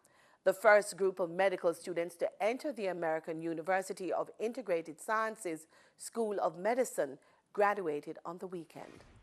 And time now for our sports.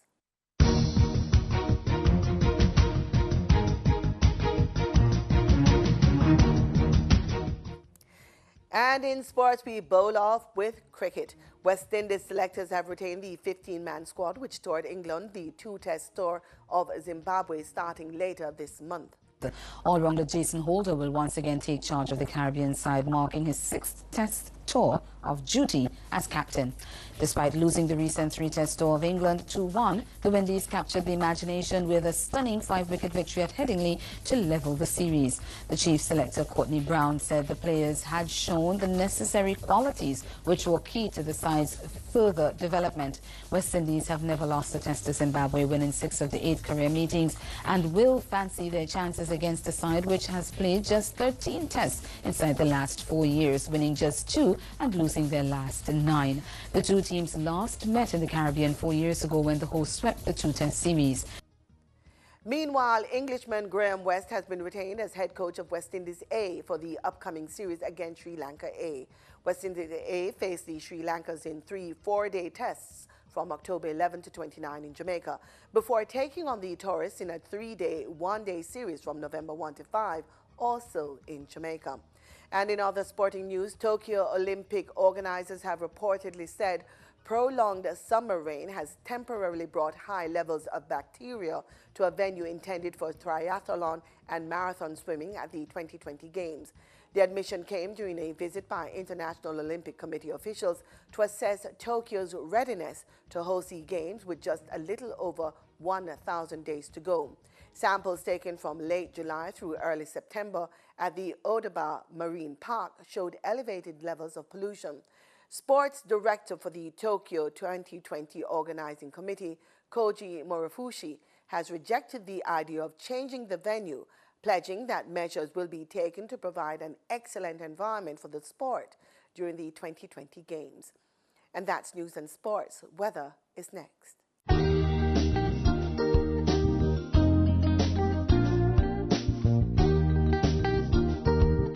Thanks for staying with us, and time now for weather report and forecast right here on PBCJ, the People's Station. Now, the satellite imageries indicate that a broad area of low pressure has formed over the southwestern Caribbean Sea. Environmental conditions appear generally conducive for development, and this system could become a tropical depression within the next few days. It is drifting in a northwestward direction across the northwestern Caribbean and adjacent land areas. It could or should be in the Gulf of Mexico by the weekend. Meanwhile, a trough of low pressure located over Cuba and near the northwestern Bahamas is producing a large area of disorganized showers and gusty winds. Although significant development of this system is not expected due to strong upper-level winds, this system will likely produce heavy rains and gusty winds over portions of the Bahamas during the next couple of days. And a tropical wave across Jamaica and a trough across the central Caribbean continues to affect the island. The tropical wave is expected to move west of Jamaica. Meanwhile, the trough is expected to linger in the vicinity of the island for the remainder of the week. We experienced some isolated showers across eastern parishes earlier today. This afternoon, we will have widely scattered showers and thunderstorms across sections of most parishes. And tonight, it will be partly cloudy. And time now for extended weather report and forecast, as well as our travel planner.